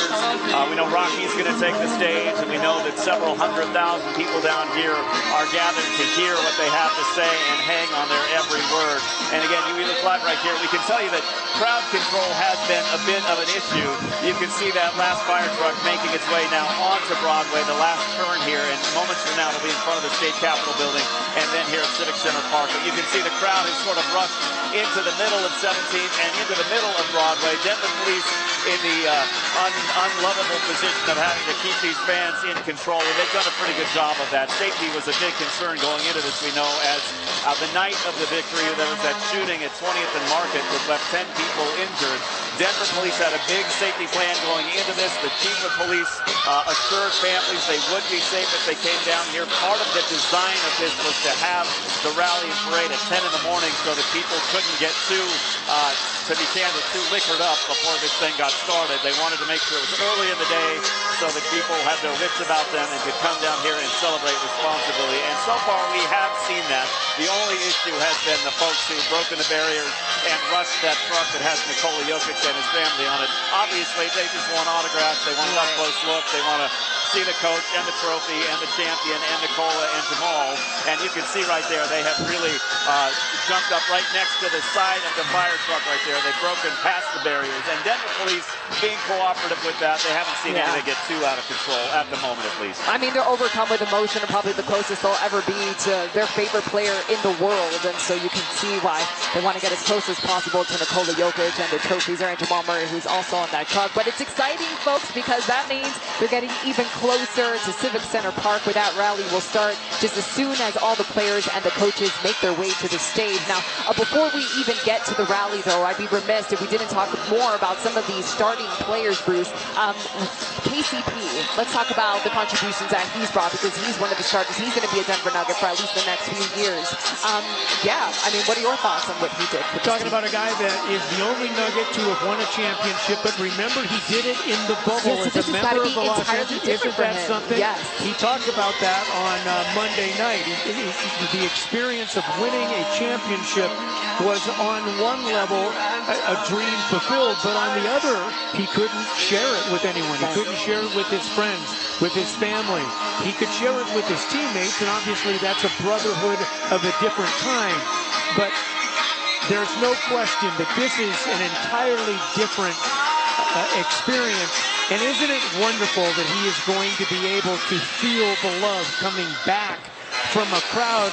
And we were all here last year. I am now saying that we are seeing a crowd that is going to be trumping the 500,000 that we had a year ago. I'm calling it right now. I think you're right about that. Oh, my goodness. We debated that all week long. You know, the Avs had such build-up. We've known they were so good. They had this before. There have been Stanley Cup victory parades for them in the past. My assumption, to be candid, was I thought last year's parade was going to be bigger than what we're seeing today. But I think you're right. I think we've got a bigger crowd. I mean, so we're looking at the State Capitol from where we're sitting, and there are people on the Capitol steps just to be able to watch what is happening. I mean, there's hardly any green, and the green that you do see is because it's been stopped. There can't be any people there. And guys, think about the ethnic diversity that we're seeing in this crowd. It's been a wonderfully inclusive group, and it's been just the best part of Denver, really, out here today, to see all of these people from so many different walks of life and so many different ethnicities. It's just a wonderful melting pot. The whole town getting together for this party. As we look live from Skyfox right there. Again, that's the final fire truck carrying Nikola Jokic, the MVP, Jamal Murray, the championship trophy, the MVP trophy, also Nikola Jokic's family, and the rest of the crew as they head down here to Civic Center Park to get this rally going underway. And just because I have so much love for all the players, I want to make sure we talk about Michael Porter Jr. as well, because he also has a comeback story for himself. There was a point where, first of all, he didn't even think he was going to make it to the NBA because of the back injuries that he was dealing with. Oh, and here we go, Coach Malone right there. And he will talk about this too, about Michael Porter Jr. and everything that he's had to overcome. He is soaking in this moment. Good for you, Coach. My goodness. He just let out that big, deep breath. And he's so open and honest. And he was telling us how he was crying the night before Game 5, just because he couldn't believe that he had made it 22 years in the NBA and has been around basketball all his life. It's in his DNA. His dad, growing up in Queens, New York, his dad coached high school, college, and then in the NBA. This was his life. He lived and breathed it. He's coached with some of the best, with LeBron even. Oh, yeah, absolutely. I mean, he's been around the best at the game. He coached at Golden State, for goodness sakes. He was there at the very end of the Mark Jackson era when the Nuggets were really turning the corner. In fact, in 2013, when Golden State beat the Nuggets in the playoffs, on that staff for Golden State was one Michael Malone. Ended up going, obviously, for a couple of years at Sacramento. Didn't work out there, and then matriculated to Denver, where he has built a great program over the course of 8 years, and he's done it year by year. If you go back and look at Michael Malone's start, check the next 5 years. In succession, they won more than they did the year before, and that was a 5-year pattern. 6-year pattern. And of course, it got to the bubble, got him into the Western Final. Then they've been dealing with these injuries and stuff the last couple of years. Now it's back to normal. He is the 4th longest tenured active coach in the NBA right now. And the company that he has in numbers 1, 2, and 3 are some of the NBA greats, and Steve Kerr and Coach Spo, who they were just playing against with the Miami Heat. And Greg Popovich. Right. Is it safe to say that Coach Malone will go down in history ultimately as one of the great coaches in this league? Yeah, I think he needs to probably, if we're going to get into that, I think we're probably talking about at least another championship. But yes. I think he's planning on that. I think those are in the works, right? But no, you're absolutely right. And I'm glad you brought up Michael Porter Jr. I mean, this is a guy who came into the Denver Nuggets as a guy that was a very highly thought of player, but with back issues. He had injury issues that kept him off the floor at the University of Missouri. He only played basically 3 games in his career at the University of Missouri. He played at Nathan Hale High School, as we see Michael Malone now starting to come into the facility and join the crowd. But he played at Nathan Hale High School in Seattle. He was a product of the AAU system, which gets a pretty bad rap, I will tell you. And you talk about him as a guy that was, let's see if we can check in on Michael Malone. This is surreal. And for all the fans that have been in Denver for 47 years waiting for this moment, we made it. In my 8 years, we've been building for this step by step, day by day, and we did it. And so I just can't thank our fans enough for being behind us, supporting us, and being patient. The Kroenke family's been unbelievable. Tim Connelly, Calvin Booth, been unbelievable. 17 players in that locker room, been unbelievable. And most importantly for me, my wife, my 2 daughters, my mother, my father. This is, I dreamed about this. I really did. I dreamed about this. And to be here in this moment is something that I'll never, ever forget. Have you thought about what you're going to say when you get on that stage in front of all those people? You know what? I'm going to say that my 500,000 closest friends, that I love them. Coach, you keep saying they're a big part of this. Our fans are a huge part of this. And today is about our fans, not just us, about our fans who supported this team from day one and made Ball Arena, Pepsi Center, the toughest place to play in the NBA. So today's an opportunity to say thank you to everybody that supported us along the way. Coach, you keep saying we did it, we did it. I mean, how special is it to you to see the city and your team celebrate today so much? Well, it's funny, man. Like, people keep coming up to me saying, congrats, Coach, you did it. I'm like, no, I didn't do anything. Like, we win together, we lose together. After every game, you hear us say, 1, 2, 3, family. We're a family. And we win together, we lose together, we stay together in good times and bad. That's what families do. That's what my family did for me. So I'm just so proud of the 17 players. Everybody, when they think about this Nuggets team, they think about Jamal Murray and Nikola Jokic. And I get it. But it's so much deeper than that. all 17 guys in that roster contributed to this. And it starts from the top, Stan and Josh Kroenke. It flows down to our front office, Calvin Booth, and 17 players, and I have an amazing coaching staff that make me better every single day. So this is emotional. This is emotional. I've dreamed about this, and now to be here in this moment is a dream come true. Coach, when you were fired in Sacramento, with the journey to get here and how it worked out here, I mean, do you reflect on that at all? You know what? I have nothing but love for Sacramento.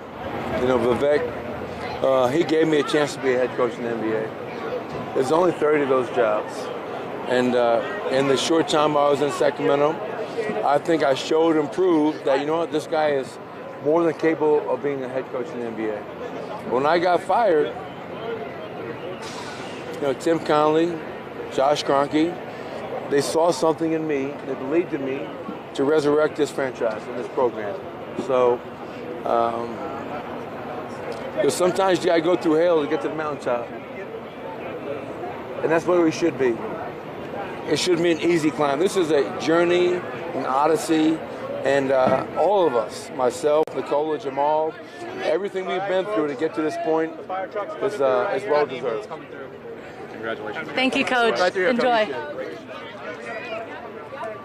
That's head coach Michael Malone making his way to the stage, guys.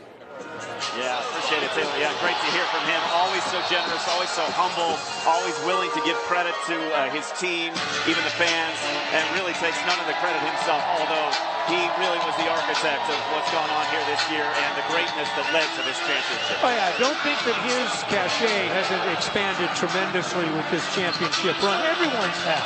I mean, think about Nikola Jokic. He was being left off of MVP ballots by guys like Mark Jackson, who does games and coached games and played games in the NBA.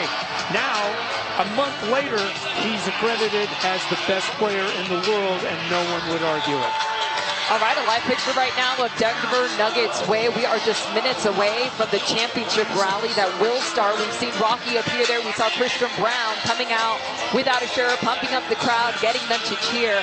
So in just a few minutes, we saw Coach Malone. He's making his way towards Civic Center, the building, the City and County building, I should say, so they can walk inside and then step onto that stage. And the moment that happens, we're going to toss over to what will be a beautiful ceremony as they celebrate with how Coach Malone said about 500,000 of his closest friends. Yeah, we always wonder about crowd estimates. I never know whether you can believe them or not. We do know that 7 years ago when we gathered down here for the Broncos victory in Super Bowl 50, there was an estimated 1 million people. I think last year they said there were 250,000 or more. And again, hard to say how many are here right now. As we look live to the west over the City and County building, you can see some dark clouds sort of forming over the foothills there. We have been told by our weather team, the Pinpoint weather team, that weather should not be much of a factor here. We can remember from last year that at the end of the rally, these big winds blew in, nearly knocked over tents. We all got alerts on our phone about lightning in the area, and they kind of had to wrap things up early. We're hoping to not have that happen this year, and last check with the Pinpoint weather team, they said we don't anticipate that happening this year. Yeah, it's borderline perfect right now. It feels fantastic out here, and I can tell you that the fans are soaking this in. I've been looking around. I've seen a lot of Nikola Jokic jerseys. I've seen a lot of Jamal Murray jerseys, some old school jerseys as well, and so many families here with the littlest of kids to share this moment together that we know will be special once that team takes the stage. I wanted to quickly talk about, because you mentioned that we were here for the Denver Broncos in 2015, and then last year for the Colorado Avalanche, and then of course today celebrating this historic achievement by the Denver Nuggets. Somebody else who gets to celebrate alongside of them this whole time is Mayor Hancock. Right. He is on his way out. He has literally just a month left in office, and before he leaves, he's having this amazing mic drop moment. And when we talked to the mayor earlier on, he said, this is, all according to him, he texted Coach Malone back in March and April when he saw just how well this team was playing and said to him, listen, if you guys win the championship, that's going to coincide just as I'm leaving out, but can you do this for me? Yep. And apparently Coach Malone said back to him, yeah, we're going to try to do that for you and the entire city as well. We're going to try our very hardest, Mayor, to make this happen, and here we are today. Hard to have a better going away present than that. Of course, he leaves office next month. Mike Johnson takes over. Mayor Hancock's been here for 12 years, so he has gotten to see some real greatness in Denver athletics. He was there for both of our Super Bowls recently, the bad one in New York, the good one in San Francisco, the victory parade down here, and then, of course, last year the Avs won that Stanley Cup and gathered down here. Now, this is the last of the fire trucks. It looks like all the players, families, coaches, trophies are getting off of this fire truck to join the rest of their team on the steps of the city and county building where the rally will get underway just minutes from now. And we have a crew right there underneath the truck. We hope to hear from the MVP just as soon as they get off the truck and hear what he has to say as they head into this rally. But we can't wait to hear what all of them have to say when they take to the steps of the city and county building and address these fans that have supported them through thick and thin. We know there's a lot of bandwagoners. You know, not everybody has supported this team for nearly 5 decades. But for those who have, they have really gone through thick and thin, mostly thin. You know, in 1967, a franchise was awarded to Kansas City. They did not have stable enough ownership to maintain it. It was transferred to Denver, Colorado, with the name originally the Denver Larks. Yeah. What? It was changed quickly and thankfully to the Denver Rockets, which was symbolic of the ownership and a trucking owner, the trucking company, and then, of course, became the Nuggets in 1974, 2 years before they played in the ABA championship game. They played Dr. J and the New Jersey Nets in the last ABA championship game, 9 years in the ABA. Larry Brown, who, of course, would go on to win a national championship at KU, was the coach at the time of the Denver Nuggets. And so those 9 years in the NBA sowed the seeds for them being one of 4 teams from the ABA to merge into the NBA. And the only team to have won a championship from that merger has been, of course, the San Antonio Spurs, and they've won a bunch of them.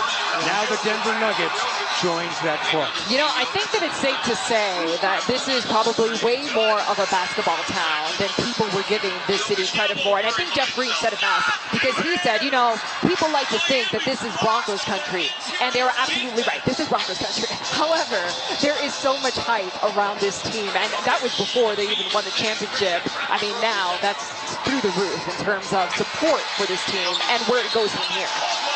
No doubt about it.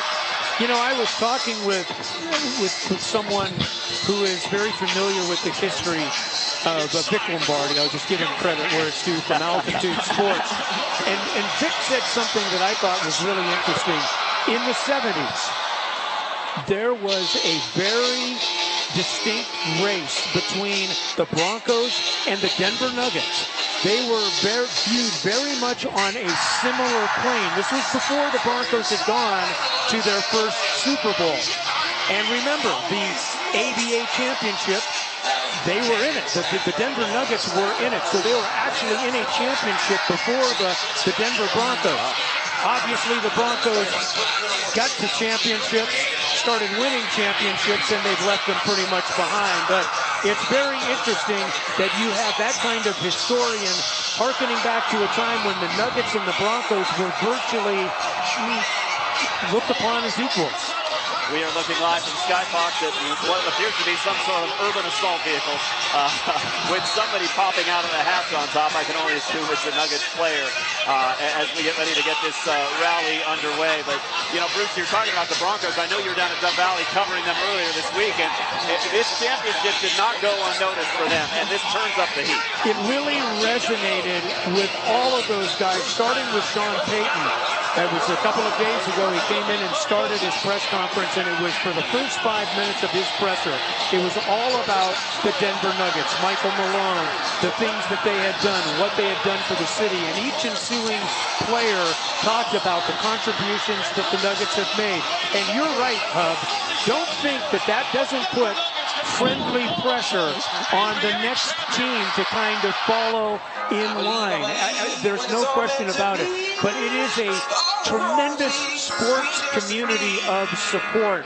It was so good to see on Monday night the Rockies and the Mammoth and the Rapids and you know, all the teams reach out and congratulate the Nuggets with a very heartfelt admiration. All right, you use the term healthy pressure. I'm going to use the word they maybe have just inspired the Denver Broncos team in a way that they maybe hadn't been before. But do you think there's something to be said with the characteristics of this team, the dynamic of the team? We've been talking about the selflessness, how they're a family.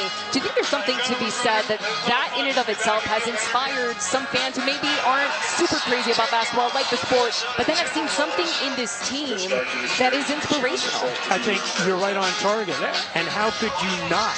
I mean, everybody's got a story. I get, there was a reporter from the Sports Illustrated, Chris Mannix, I believe, that made the statement, which I found to be remarkable and short-sighted, that the Denver Nuggets just aren't that interesting. There really aren't any interesting stories. Well, Jamal Murray missed the better part of 2 years with an injury and came back from it. Michael Porter Jr. missed an entire year from an injury and came back from it. The most unassuming superstar in the world ever in Nikola Jokic resides in Denver, Colorado.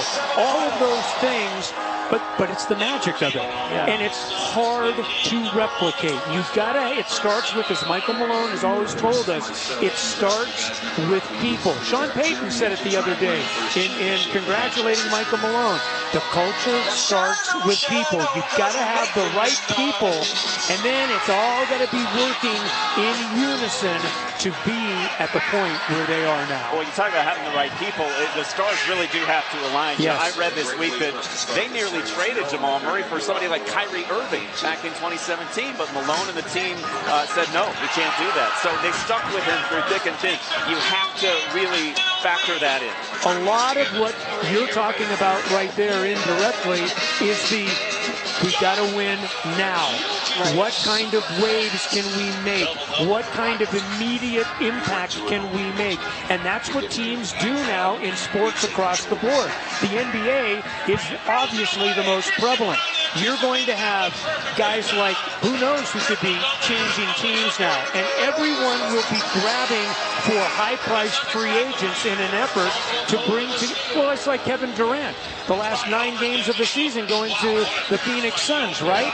But they never found that chemistry. They never found that mix. So it's immediate gratification against slow and patient wins the race, and that's what the Nuggets have chosen. There is no question that this is a team that can teach us all a lesson in patience, because their patience with their players and developing them has absolutely paid off. We just saw some of the players kind of peeking through the curtain there, and I think it was DeAndre Jordan's reaction. It was priceless. I think he saw the crowd and was just like, oh my goodness, he was wowed by it. So it's Joker and Jamal Murray inside. How did this happen? Exactly.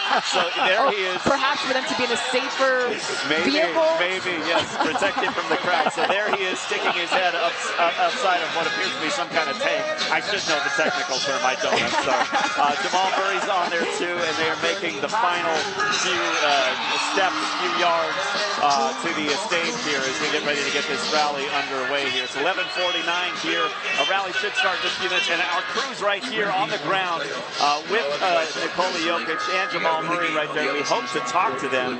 Oh, that would be fantastic. We can hear from them before they walk onto the stage there. Yeah, that would be great. I do want to point out they perhaps got off the fire truck. I don't know this for a fact, but you got to remember, Baby Onyenga was on that fire truck. There was a really big crowd. Some of them were kind of getting too close to the fire truck, so you do got to think about safety for that little baby girl as well. Although she has 2 bodyguards that we're not going to let anybody touch her, in Nemanja and Strahina, the Jokic brothers, who have been there every step of the way for Jokic. As you were saying, Jeremy, earlier today, they lived with Jokic. I mean, this is a family that it's so close, and they are so overprotective of their baby brother, and obviously so proud of their brother as well. We know that on Monday night, I guess it'd be Tuesday morning in Serbia, his family and friends gathered at a decrepit old gym in his hometown in Serbia, not far from the elementary school basketball court where he learned to master the game, and they all stood up in the middle of the night and cheered for him and watched this victory, his dad among them.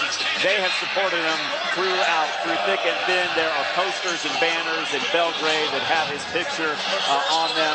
They're excited for what's going on here in Denver Half a World. Well, think about it. It's an truly international experience. It's in the effect. I don't know if you saw the pictures of the building in Belgrade. It's 27 stories of Nikola Jokic being electronically, broadcast out there.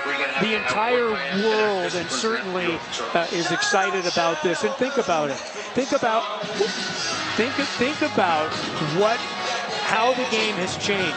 You can make the argument, and it wouldn't get much pushback, that the 5 best players in the world right now are international players. From Giannis to Nikola Jokic. I mean, you name it, right down the line, the 4 or 5 best players in the world are more than likely international players. So the NBA is an international brand, and some of the best players in the world are internationally served. We are just getting some new information about why Nikola Jokic and Jamal Murray were in that armored vehicle. We're hearing that a Denver police officer was struck by a fire truck and has serious injuries now because of what happened earlier in the parade route. We saw the crowd rushing past the barriers, getting into the street and rushing the truck. Here's the official tweet from the Denver Police Department. The DPD officer was struck by a fire truck near the end of the parade route at 13th Avenue and Cherokee Street. The officer was transported to the hospital with serious injuries, and the crash is under investigation. Updates posted as available. And that's just coming down on Twitter from the Denver Police Department, and that explains why Nikola Jokic and Jamal Murray switched from that fire truck down to that armored vehicle. Right, and of course, obviously, we're going to be working to gather some more information about the condition of that officer, and we obviously hope that that officer will be okay in an unfortunate situation, but it did become a little bit chaotic there for just a moment because you saw the fans rushing to try to get as close as they could to Nikola Jokic and Jamal Murray, and they'd be close to the Larry O'Brien Trophy as well. So hopefully we can bring you a good update by the time that this rally is over. We'll continue to keep tabs with the Denver Police Department, but they have been working so hard to try to keep the fans safe and obviously the players safe as well. They were quick thinking and quick moving. A live picture right now. This is KCP having a moment, quite the moment there with the Larry O'Brien Trophy. They are making their way inside of the city and county building. I believe this is a shot from inside of that building already. So as you can see, the team there is gathering. They're getting ready to take the stage. We already saw some of the players peeking through the curtains, and I believe that is Jeff Green there holding this trophy as if it's a baby with so much loving care and tenderness. This is a moment that he has also been waiting for a really long time. Uncle Jeff, as they affectionately call him, he's one of the veterans that has truly made such a big difference for the Denver Nuggets this season. And he'll be one of the players speaking on the stage here just minutes from now when the rally gets underway. The last of the players, the trophies you can see, have made their way to the city and county building as hundreds of thousands of Nuggets fans gather here on the lawn that separates the city and county building and the state capitol building. And they get ready to hear from their favorite players, coaches, and city leaders, and team owners, and Rocky. Well, he probably won't say anything, but he never does. He's such a quiet man. He's such a quiet man. Yeah, for sure. And I just wanted to give you some context as to why this is so remarkably special for a guy like Jeff Green. He's played 16 years, 15 seasons, 1,000 plus games with 10 different teams. And it took all of that and all the hard work that goes into being a professional athlete and an elite athlete to get to where he is today. Played with the Oklahoma City Thunder in their one trip to the NBA Finals, but obviously has reached now the high ground of championship in the NBA. You know, guys, we talked about this a little bit last year, and I'll mention it right now. This is about as joyous a moment as you can possibly have. But as soon as this event is over, the bittersweet element rolls into it, because this is literally the last time that this team will be together in its present form. It's the inevitability of professional sports. They will have 5 starters returning next year. It is going to be a team that comes back virtually intact, but there will be changes. which means that the personality of this team, the magic of the personality that came together so incredibly and so completely to make a championship possible in the city of Denver will be irrevocably altered. And the challenge will be reestablishing that chemistry starting early next year. Well, and the other challenge, as we've seen with this team, is keeping everybody healthy. And, sure. You know, Jamal Murray, MPJ's had 3 back surgeries in 6 years, I think. It is hard to keep everybody healthy. The stars really aligned to make this happen this year. And they always have to for anyone to win a championship.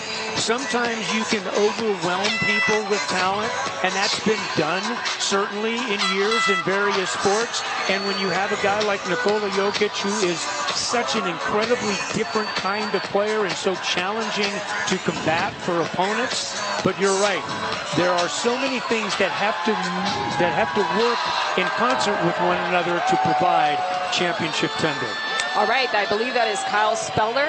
He is the Nuggets public address announcer. He is the voice that you hear at the beginning of every game. He, in my opinion, one of the best hype men that you could possibly find, because as soon as you hear him introducing the team, you know that it is on and you are ready to cheer on for the Denver Nuggets. And what it must be like for him to have his biggest crowd ever gathered right here in front of him to get everybody hyped up for today's rally. I believe right now they're going to start to play a video, and it'll show some of the highlights from what has been such a remarkable and special season for the Denver Nuggets. And I believe once that video is done, then the rally will start. And as Bruce was saying, this may be the very last time that we see this team together, intact, celebrating, enjoying each other's company. So folks, I encourage you, stay glued to your TVs, watch this moment happen, soak it in, because it may not happen again, certainly not with this group of special basketball players. We encountered that last year with the Avs. Fan favorites like Nazem Kadri had to go, and it's really bittersweet because you're happy for them and their success and earning the money that they deserve, but you want them to stay put and stay right here. The very delicate balance that you have with a championship team is very difficult to maintain, even if you only have 1 or 2 parts that could be moving on. Let's say that the veterans move on and aren't on 1-year contracts a year ago like they are this year. It still changes the chemistry, the leadership, the emotion, and the understanding between brothers on a team. It creates a different level of challenge. We do think most of the crowd has now made their way from the parade route from Union Station all the way down here to Civic Center Park. And again, if you're just joining us, we know that a Denver police officer was struck by a fire truck near the end of the parade route here, not far from where we are at 13th and Cherokee. That officer taken to the hospital. Here's a live look at the scene where that happened from Skyfox. Again, the new information from Denver Police, they're telling us that a police officer was struck by a fire truck near the end of the parade route at 13th and Cherokee. The officer has been taken to the hospital, and we're told the injuries are serious. The crash, as you can see, is under investigation. They've got the fire truck stopped, and that is, we're told, the fire truck that Nikola Jokic and others were riding on at the end of the parade. So we'll give you an update on what's going on with that Denver police officer just as soon as we get more information. Obviously not the news we wanted to share on a celebratory day like this. We only hope that the officer is okay. Yeah, and of course that is something we'll be thinking out throughout the rally, and again we'll be trying to get those updates for you, and we're hoping that we can get some good news and a remarkable update from DPD here in the next few minutes. But meanwhile, a live picture right now, that rally is about to get started. That's David Alderman, Bruce. He's one of the Adelman, one of the assistant coaches that the players absolutely love. There was talk about him potentially becoming a head coach. It didn't really work out for him, at least not yet. And the players are still happy about that though. They want to keep him. They love him. He will be a head coach. Of course, Rick Adelman for a long time was the head coach of the Portland Trail Blazers. He comes from very similar DNA as Michael Malone. And there is no question that at some point, and that's another thing, you know, the coaching staff. We talk about this rank and file on the roster. There's going to be changes in this coaching staff, too. There'll be changes in administration. Inevitably, organizations that are successful have people taken and plucked away from them as teams and other organizations look for part of that magic elixir to be successful with. So it'll be interesting. That's always the challenge, is trying to recreate what you've done to get here. It is straight up noon in the Mile High City. If you are just joining us, this is Fox 31 Live, continuous coverage of celebrating champions, the victory parade and rally for your Denver Nuggets for the first time in nearly 5 decades. They've won the championship, and our program is getting underway. Let's listen.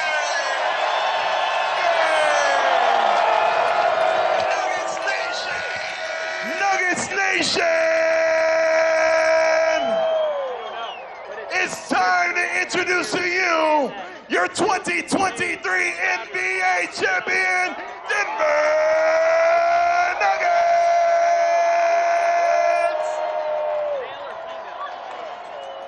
First up, allow me to introduce you to your coaches and trainers.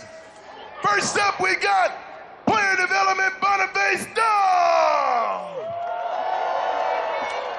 Player Development Stephen Graham.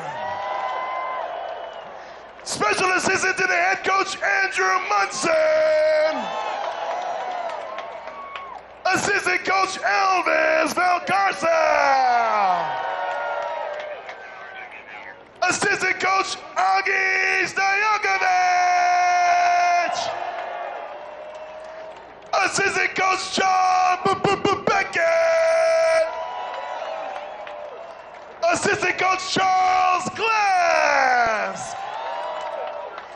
Assistant Coach Ryan Bowen. Assistant Coach Papa Jones. Assistant Coach Ryan Saunders. Assistant Coach David Edelman. And make some noise for your head coach, Michael Malone.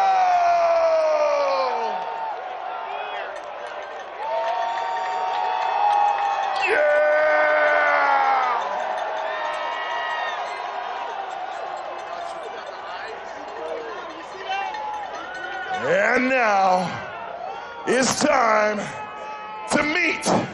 Wait a minute, let's do it like we do it in Ball Arena. Everybody up on your feet. No one sitting in your seat. Yeah! It's time to meet your 2023 NBA champion, Denver Nuggets.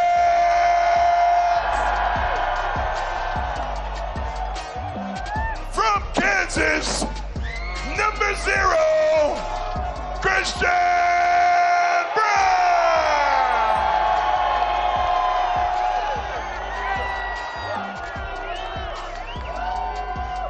Texas A&M, number 6, go DJ, that's my DJ, go DJ, that's my DJ, DeAndre Jordan. From Boston College, out by way of Colorado Springs, y'all, number 7, Reggie Jackson. UCLA, they call this man P-Watt, number 8, Peyton Watson. From Duke University, number 10, Ozzy, oi, oi, oi, Jaquan.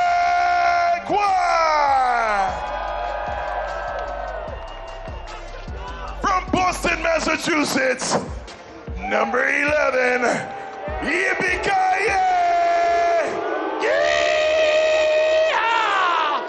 Bruce Brown. From Indiana, number 13, TB13, Thomas Bryant. From Wake Forest, number 14,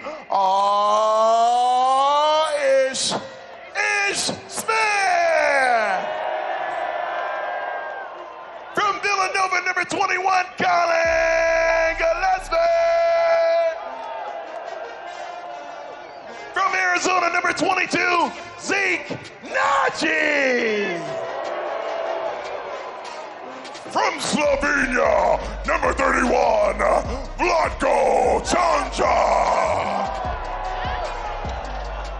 From Georgetown, number 32, Uncle Jeff Green.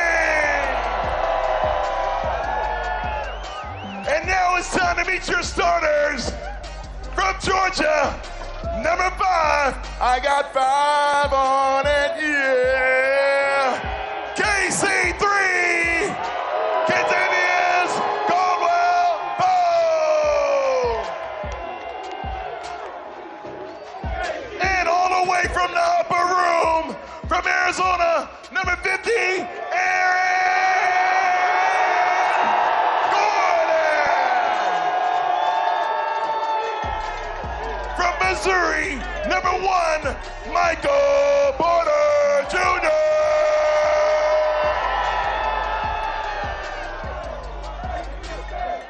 And at center, from Sombor, Serbia, number 15, MVP, MVP, MVP, MVP, MVP, Nikola Jokic.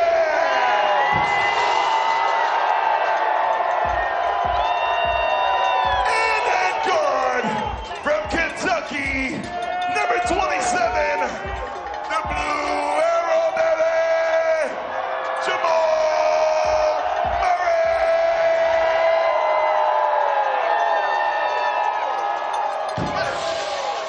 Make some noise for your 2023 NBA World Champion, Denver Nuggets.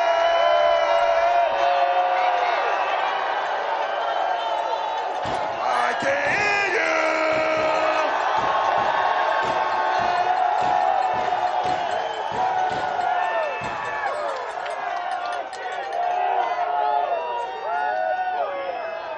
And now, one more time, let's make some noise for your boys. Please welcome Denver Mayor Michael Hancock. Come on, Nugget Nation, make some noise.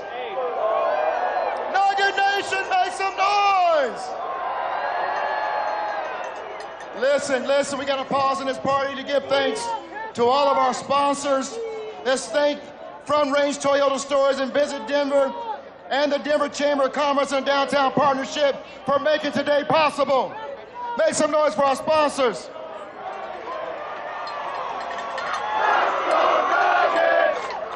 I want to give a special shout out. Y'all make some noise. There are at least 1 million people here today.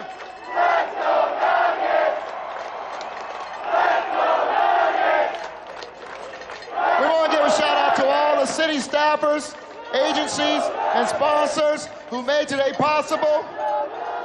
Make some noise for our first responders who are taking care of all of us today.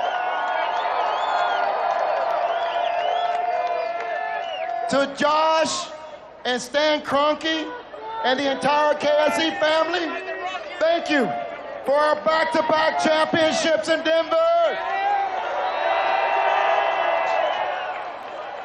To my man Michael Malone, the head coach. To all the players and the entire organization, from the GM to Rocky, the best mascot in professional sports. The talented Nugget dancers, the baddest arena announcer, Kyle Spiller. The ball arena ushers, concession workers, technical engineers, arena security, Denver Police Department, Denver Fire, Denver Paramedics, and of course, you, the 6th Nugget player, the fans of Nugget Nation. Make some noise! We want to say to the players, when the national media refused to acknowledge your greatness, Nugget Nation had your back. What? We came, we saw, and we conquered.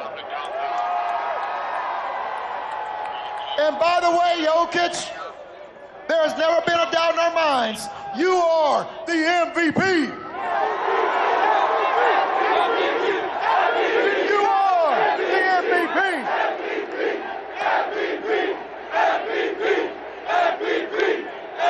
The entire city, the entire nation salutes the Nuggets family today. We thank you for showing what family, teamwork, and hard work produces when it all aligns. So we're going to enjoy this championship, and we'll see you next year, same time, for the next back-to-back championship. Gabby, where's Jamal Murray? Jamal.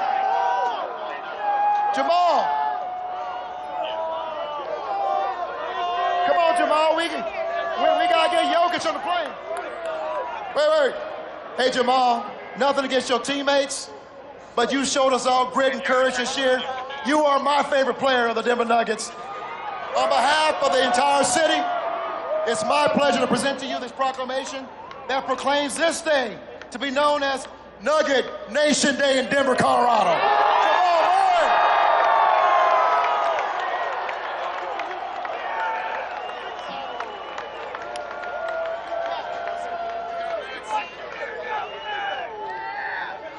Thank you so much, Mayor Hancock. Nuggets Nation, what an incredible accomplishment we are here celebrating today. I am Carrie Ann Keough, and it is my distinct honor to introduce to you our next speaker. He played 10 seasons in the NBA before moving into the administration side of the game, becoming a scout for the New Orleans Hornets and coming up the ranks from there. He was named Assistant General Manager of the Denver Nuggets in 2017 and was part of the front office that began forming the architecture of the team you see around me here today, including drafting Michael Porter Jr. Since being named the 17th General Manager in franchise history in 2020, he helped orchestrate the trade for Aaron Gordon, brought in KCP and Bruce Brown, and drafted Christian Brown. Under his leadership, the Nuggets have made the playoffs every year en route to the franchise's first ever NBA championship. Please give a warm welcome to Denver Nuggets General Manager Calvin Booth.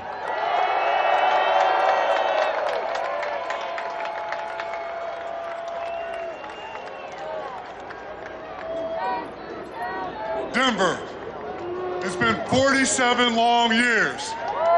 But because of the guys and the girls on this stage, and because of you, everyone out here, we're world champions!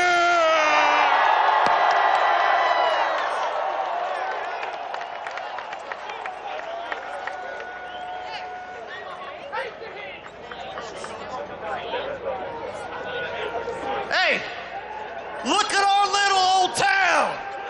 It's a hoops town.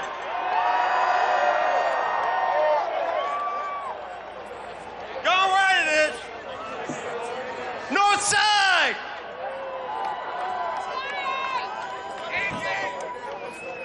Eight years ago today, the Denver Nuggets introduced Michael Malone as their head coach.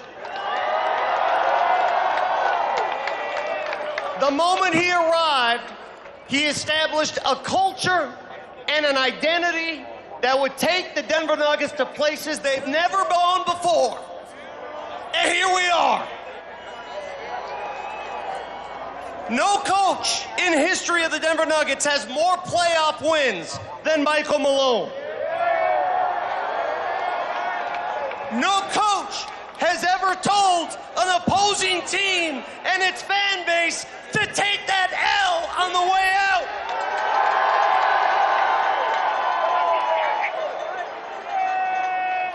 He came into this world as the son of a coach, but in these playoffs, he became the Lakers' daddy.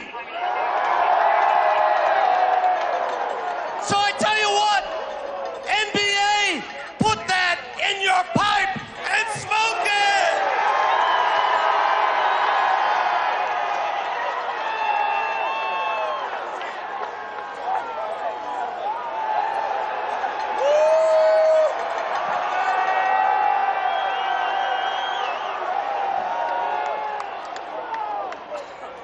Nuggets Nation, what's up? I can't hear you. I can't hear you. Hey, we just won a damn championship. 47 years in the making. So my first thank you is to you, the fans. Stand with us. Stand with us. I love you. I appreciate it.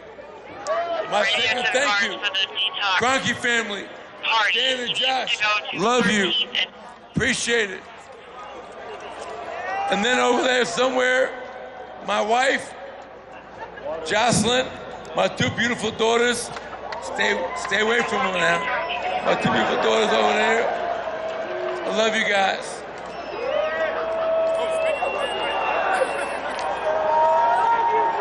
We could not have accomplished this without you. You're a part of this. I've dreamed about this day since I got here 8 years ago. So I want to say, Nuggets Nation, I love you. Nuggets Nation, let's do it again. We're not satisfied. We don't want one, we want two. We don't want one, we want two. We don't want one, we want two. And the guys behind me, 17 players. From Stan and Josh Kroenke, Calvin Booth, and to 17 players. I got guys like DeAndre Jordan. I got guys like Jeff Green. I got guys like Ish Smith. They've been around this league a long time. And they helped us get here. I got KCP. His new nickname, 2 rings. 2 rings. I got guys like Bruce Brown. Come here, Bruce. Bruce. Hey, y'all tell me, is Brucey B going anywhere? Hell no. Hell no. Hell no. Hey, we running this shit back. We running this shit back. Hell yeah. Come on. Get loud. Get loud.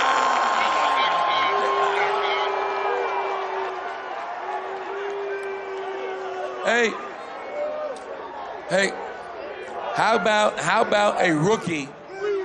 How about a rookie winning a championship in college, coming to the Nuggets and helping us win the chip? Christian Braun, come here, man. Christian Braun, come here, man. This dude right here, he's a bad man. Bad man. Bad man. I love him. I love him. When we win a championship, it's 17 players strong. It's the coaching staff. It's the front office. It's the ownership. But more importantly, it's all of you. To celebrate today with 500,000 strong means the world to me. My mother, my father, my wife, my kids, it's just a surreal moment. And I got one thing. Y'all want to do it again? I can't hear you. Y'all want to do it again? I can't hear you. Y'all want to do it again? Let's do this. Let's do this. Dynasty, dynasty, dynasty. I love y'all. I love y'all, and I love y'all. Appreciate it.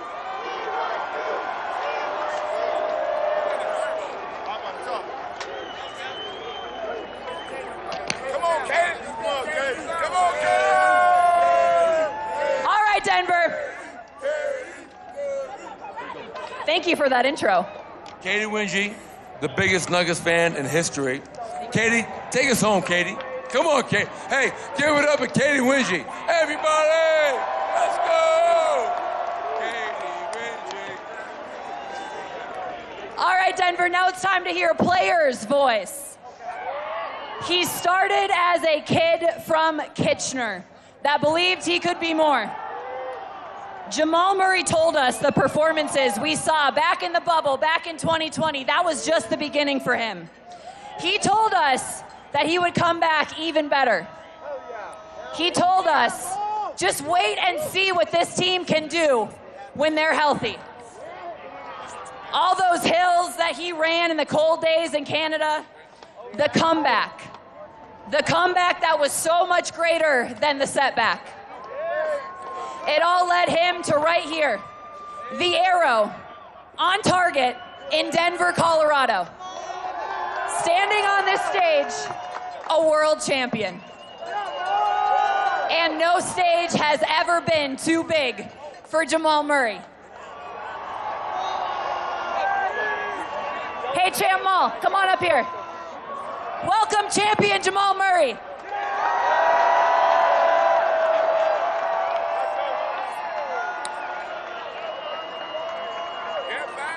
Yes, sir. I appreciate everybody. I appreciate everybody. You know what I'm saying? We really did this. Y'all really did this. Y'all give me energy. We give you energy. And we champs for life. Champions for life.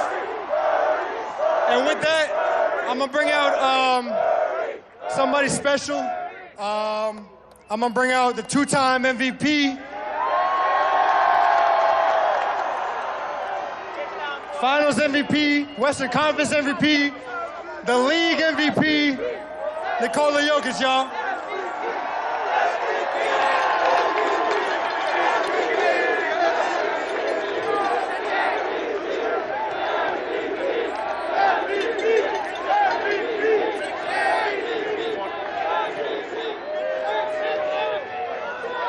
Hey, you guys know he stat pads, right?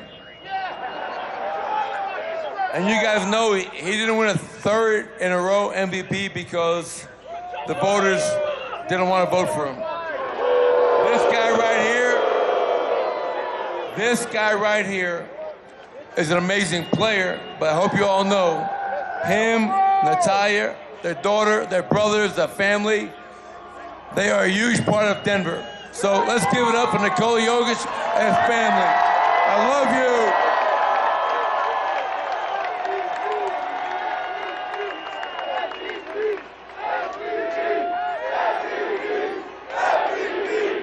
You hear me? Yeah.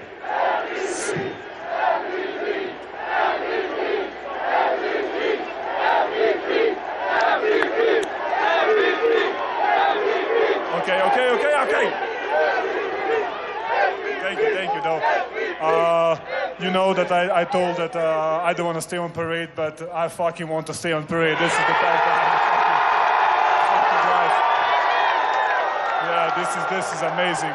This is we're all gonna remember this our whole lives, and when we see you guys that came out on the streets, and actually this one is for you. We love you, Denver. This one is for you. Thank you, guys.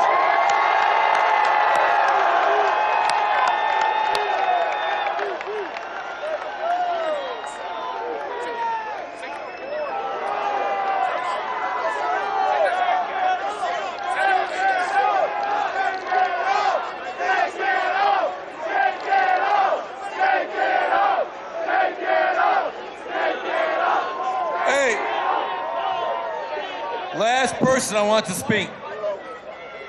This guy's been in the NBA for 16 years.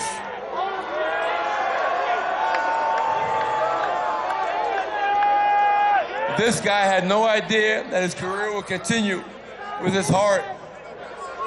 And let me tell you something about Jeff Green. He's all heart every day. And for me, everyone on this stage, we're not satisfied with one. Who wants another one out there? No. Fuck that. I can't hear you. Who wants another one? Let's go all the way back. Jeff Green, come here for a second. This guy right here is not only a great player, he's a great person, husband, father, and I couldn't be more thankful to have him on our team. I want Jeff Green to close this out because he deserves this. So please, let's give a huge round of applause for Uncle Jeff. Uncle Jeff, let's go!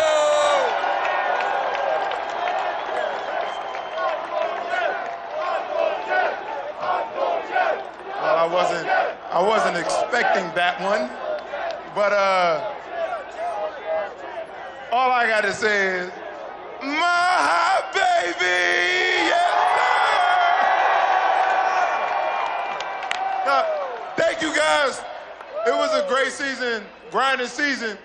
You guys' support got us all the way, and we appreciate you guys. We did this for you guys, the city of Denver. We did it for you. My teammates, I love you guys.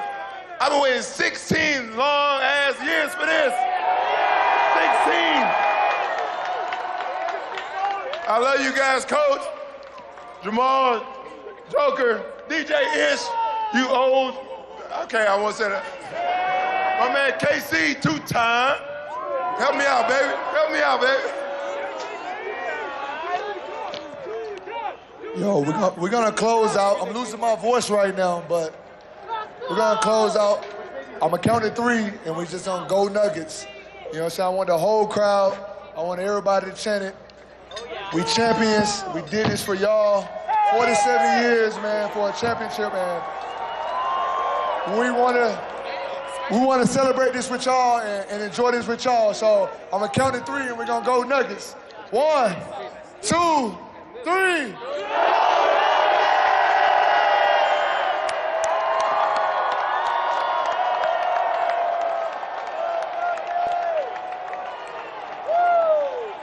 Last one, I promise you, last one. This is for everybody out there. Every night in our locker room, we win a game, we say something special. We talk about family. We're a family, win or lose, and all you guys, ladies, are part of that family. So on 3, we're gonna say family on 3. And I wanna hear it loud. All right, y'all ready? Are y'all ready? Are y'all ready? Yeah. Family on 3, folks. 1, 2, 3. Love you guys.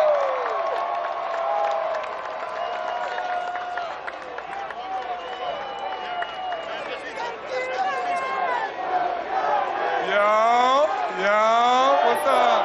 What's up, gang? Yo, what's happening? Yeah, what's happening? Man. Yeah. Get your gas up. Get your gas up. Hey, we love y'all. We love y'all. Thank you very much. This is all a collective. It's everybody. It's everybody in the city. This is for the whole city. Thank you guys so much. Thank you. We love y'all, man. We gonna run this back. We gonna run it up. Thank y'all. Appreciate y'all. Love, man, love. I got a question for y'all. One question. One more here?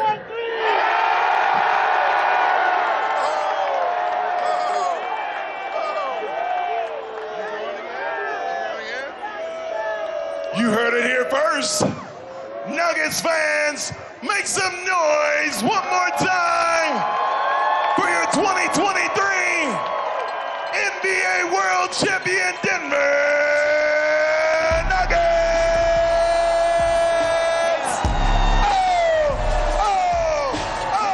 It's on my demo. Did y'all boys not get the memo? I do not stay at the Intercontinental. And anything I got is not a rental. I own that mom. Figure it out, it's simple. My stock been going up like a crescendo. A bunch of handshakes from the face. But I do not want to be friends though. I tell y'all, mom, man, this is not a love song. This a stripper on a mid rug song. This a boys forever hold a grudge song. Pop some champagne in the tub song. Just because song. What's the move? Can I tell the truth? If I was doing this for you, then I have nothing left to prove. Nah, this for me though. I'm just trying to stay alive and take care of my people. And they don't have no award for that. Trophies. Trophies. They don't have no award trophies. They know I'm a All right, Nuggets All right, Denver, you just heard from the world champions, the Denver Nuggets. 47 years. It took 47 years to be able to have this kind of a celebration in the Mile High City. And what a celebration it has been. We're still hearing from Kyle Speller speaking there at the podium, the Denver Nuggets announcer. Let's listen in.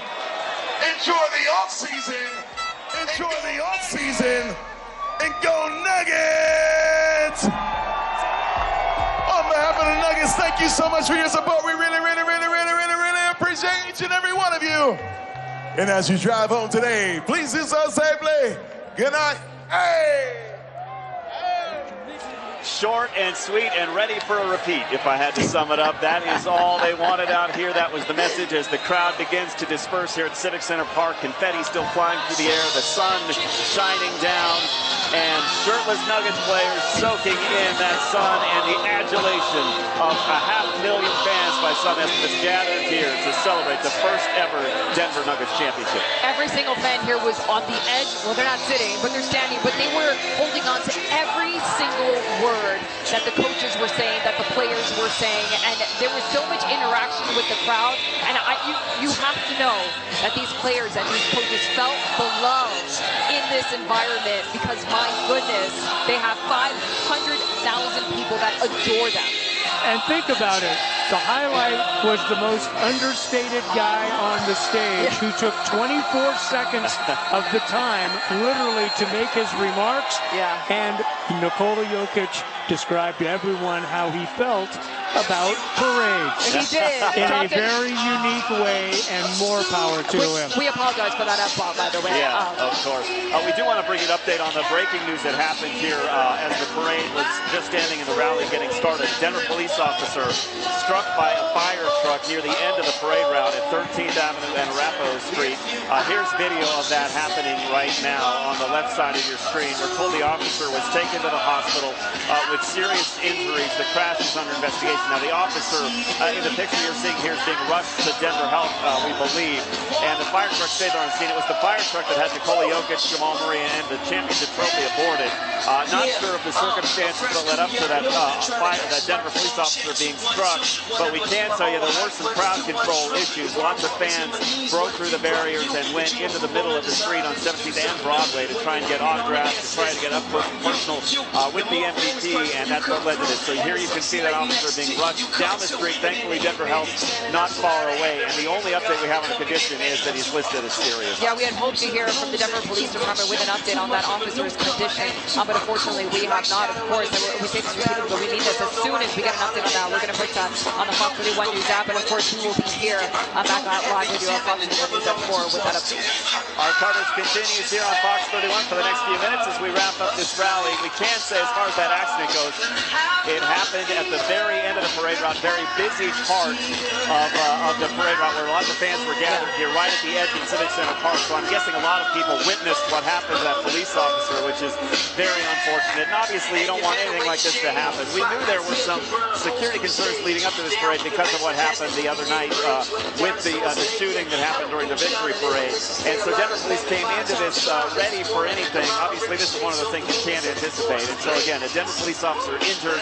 He was struck by a fire truck here at the end of this parade route. And of course there were some concerns, as you mentioned, some of the crowd were getting over that barrier and walking right next to the fire truck where Jamal Murray and Nikola Jokic were. We also saw from Jim Movies I've got a couple of times, and from what I'm hearing, that was also an issue throughout the parade route. People were throwing items, and at one point, one of them may have even hit Nikola Jokic's wife, Natalia. But that's also part of the reason why they took them off of that fire truck, to get them, to a safer spot. And then we saw Jamal Murray and Nikola Jokic on that armored vehicle making their way through the rest of the parade route. We can tell you our coverage will continue here until 1 o'clock, the top of the hour, as we wrap up what's going on here downtown today. And just one other quick update about the Denver police officer that you can see on the right side of your screen there being rushed to the hospital moments ago before the rally got started. I have a source with police telling me that officer's in surgery. Now that may speak to how serious this is. And again, we don't know the extent of the injuries, but again, an unfortunate happening at the end of the parade, right as the rally got started. You can see this is where it all unfolded. Just before the start of the rally, that Denver fire truck, or local fire truck, I should say, right there, that had Nikola Jokic and others on board it, and that is where the officer was struck just moments ago. And you just hope that the speed in which they reacted to that incident helps this officer, and it really just helps to prevent any really serious or life-threatening injuries is what I'm trying to say. Because you see right there, as soon as that incident happened, they scooped up the officer and raced to Denver help. They acted very quickly, and so we're just hoping that we get the outcome that we all want here. We did see some witness video on Twitter that showed the officer appear to be conscious and at least alert when they took him to the hospital. So we hope that there's a happy, at least a good outcome when this is all said and done. But obviously nothing that you want to see on a day that's supposed to be celebratory and exciting for the fans gathered down here. Hate to see it. But we'll give you an update on that officer just as soon as we get more information. What you see right now to the left of your screen are the hundreds of thousands of fans who are leaving Civic Center Park now and making their way to perhaps their cars or however they got here through public transportation. But, I mean, that just shows you how many people were here to celebrate the champions. We heard Coach Malone, he estimated around 500,000 people. There's no way for us to know. Well, there was 500,000 a year ago, and it looked to be a bigger crowd this year. I don't know what that means in terms of final numbers, but it was an impressive throng here today. And just based on the reactions that we were seeing from the players and the coaches, regardless of how many people were out here, whatever that final number is in the end, you could tell this made an impact on them. They were stunned and shocked and overwhelmed to see the number of Nuggets fans out here today. Yeah, no question. But, I mean, how could you not be? I mean, really, seriously. You're so isolated, as I've told you, during the season. You're so cloistered, and you travel in a small little group, and you do your things as we look at Stan Kroenke ownership of the Denver Nuggets. That when you get out to an event like this and see the effect of what you have done and the number of people that it has affected, how can it not be anything but seismic for these guys? No doubt about it. You know, you always try and interpret what the coach said at the podium and who he said it about. And I was curious about the players that he called out by name. You know, he was quick to reference a lot of the veterans on the team, and then the newest player, Christian Braun. And obviously, you know, for somebody like Christian Braun, this is so exciting. Just a kid, I think just 22 years old. And to be singled out by your coach as being such a factor in this victory, that's cool. Do you think Christian Braun just automatically thinks that every season ends in a championship now? Or, I mean, we joked about this with our producer. Right? He's a huge KU fan, so adores Christian Braun. But he said Christian Braun is going to walk away from this championship and think that basketball is easy. Yeah.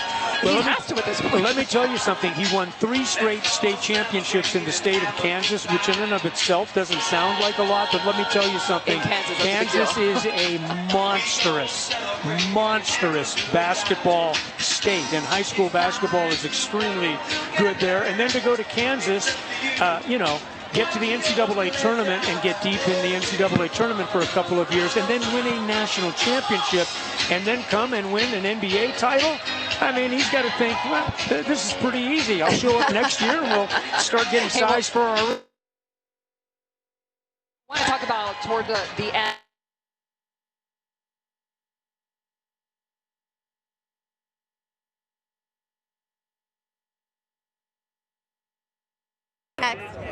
Going to Vegas, baby. Vegas tonight. Vegas it is. Enjoy. Congrats. Thank you guys. Appreciate it. I think we also have to go to Vegas to do full coverage. Yeah, guys, the guys are just getting off the stage here. A lot of excitement, a lot of, you know, emotions reacting to all of these fans. Say that again? Oh. Yeah, guys, we're here on the stage. The Nuggets are still hanging around. We talked with a few just now. We talked with Bruce Brown. We asked him what's next. He gave us a little wink and said, stay tuned. They did tell us they're all headed to Vegas tonight, so the celebrations are not slowing down for this squad. celebrating a long time. The city waited 47 years for this, and the players are staying out on the stage because no one wants this to end.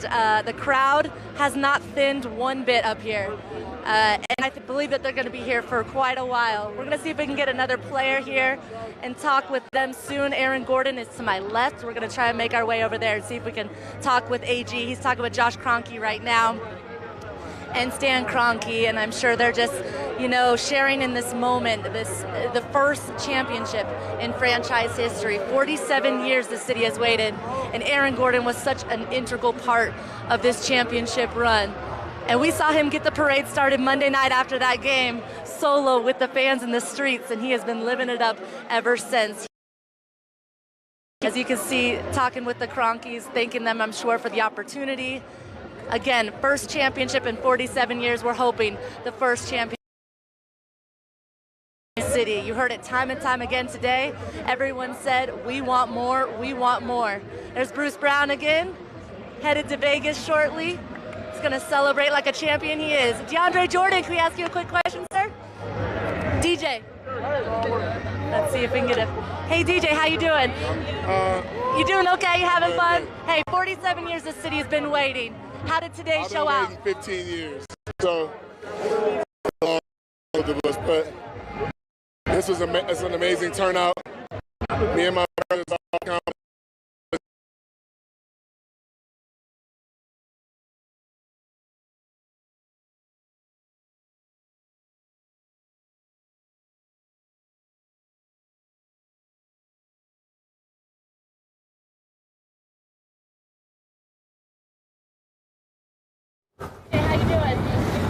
All right, we apologize for all those technical problems, but obviously when you have that many people in one location, there's bound to be a few glitches, right? What a day, what a celebration. This has been a great day for Nuggets Nation. It really has, and as you can continue to see, we'll be bringing you these live pictures here for the next few minutes as they continue to wrap up the celebrations. But, you know, over 40 years in the making, thousands of fans headed into the city, and I tell you what, I don't think they were disappointed at all. You got to hear from your favorites, from the Joker, from Jamal Murray, even the coach, and even some of the front office were up there talking. So, and you can see that the celebration is going to continue. Oh, I mean, you can just see it on their faces. Look at everyone having a good time, popping champagne, smoking cigars. You even heard Mayor Michael Hancock talk about today officially being known as Nugget Nation Day. I mean, it's a great time for our city, and it's nice to see everyone coming together for a common cause like this. Exactly. You just got to kind of get together and soak it in. The weather was perfect. The thousands of fans are now kind of milling around downtown Denver, not really knowing where to go or what to do. But, you know, the celebrations are going to continue. What I found interesting in watching the parade were all of the hats and the T-shirts that the players started to sign. Right. And then later on, they were like, we cannot sign 300,000 hats. They just started to kind of discard them and knock them off the fire trucks as they were going along the parade. And you could really see the enthusiasm, especially when the Joker and on his fire truck was trying to get through the crowds. The hordes were skipping over the barriers just to walk alongside that fire truck. Pretty fantastic. There's the banner as it hangs, 2023 champions. There's your Denver Nuggets. Now, obviously, all eyes are now on next season. You know, these guys are now picked to win it all. And we heard it over and over. We don't want one. We want two. We want two. And so, you know, fans, here you go. Here's your chance, possibly for two. You could repeat. There you go. That's what we got to do now. So we're going to continue to watch. Obviously, we've been tracking the celebration all morning long here on Fox 31 as we approach 1 o'clock. Weather has been holding at 68 degrees. There was some concern about weather moving in, potentially with lightning. A couple of those shots where they were taken, you could see the clouds creeping in over the foothills. All of that has essentially shifted down to the south, just like Travis was talking about and Kylie were talking about. The weather was not going to play a factor. So apparently, the weather is a fan of the Nuggets. That's what we're learning today. I mean, look at that shot. That is classic Colorado. Blue skies, beautiful. And the green grass from all the rain we've had previously, I mean, it looks beautiful. It is absolutely fantastic. 68 degrees on your Thursday.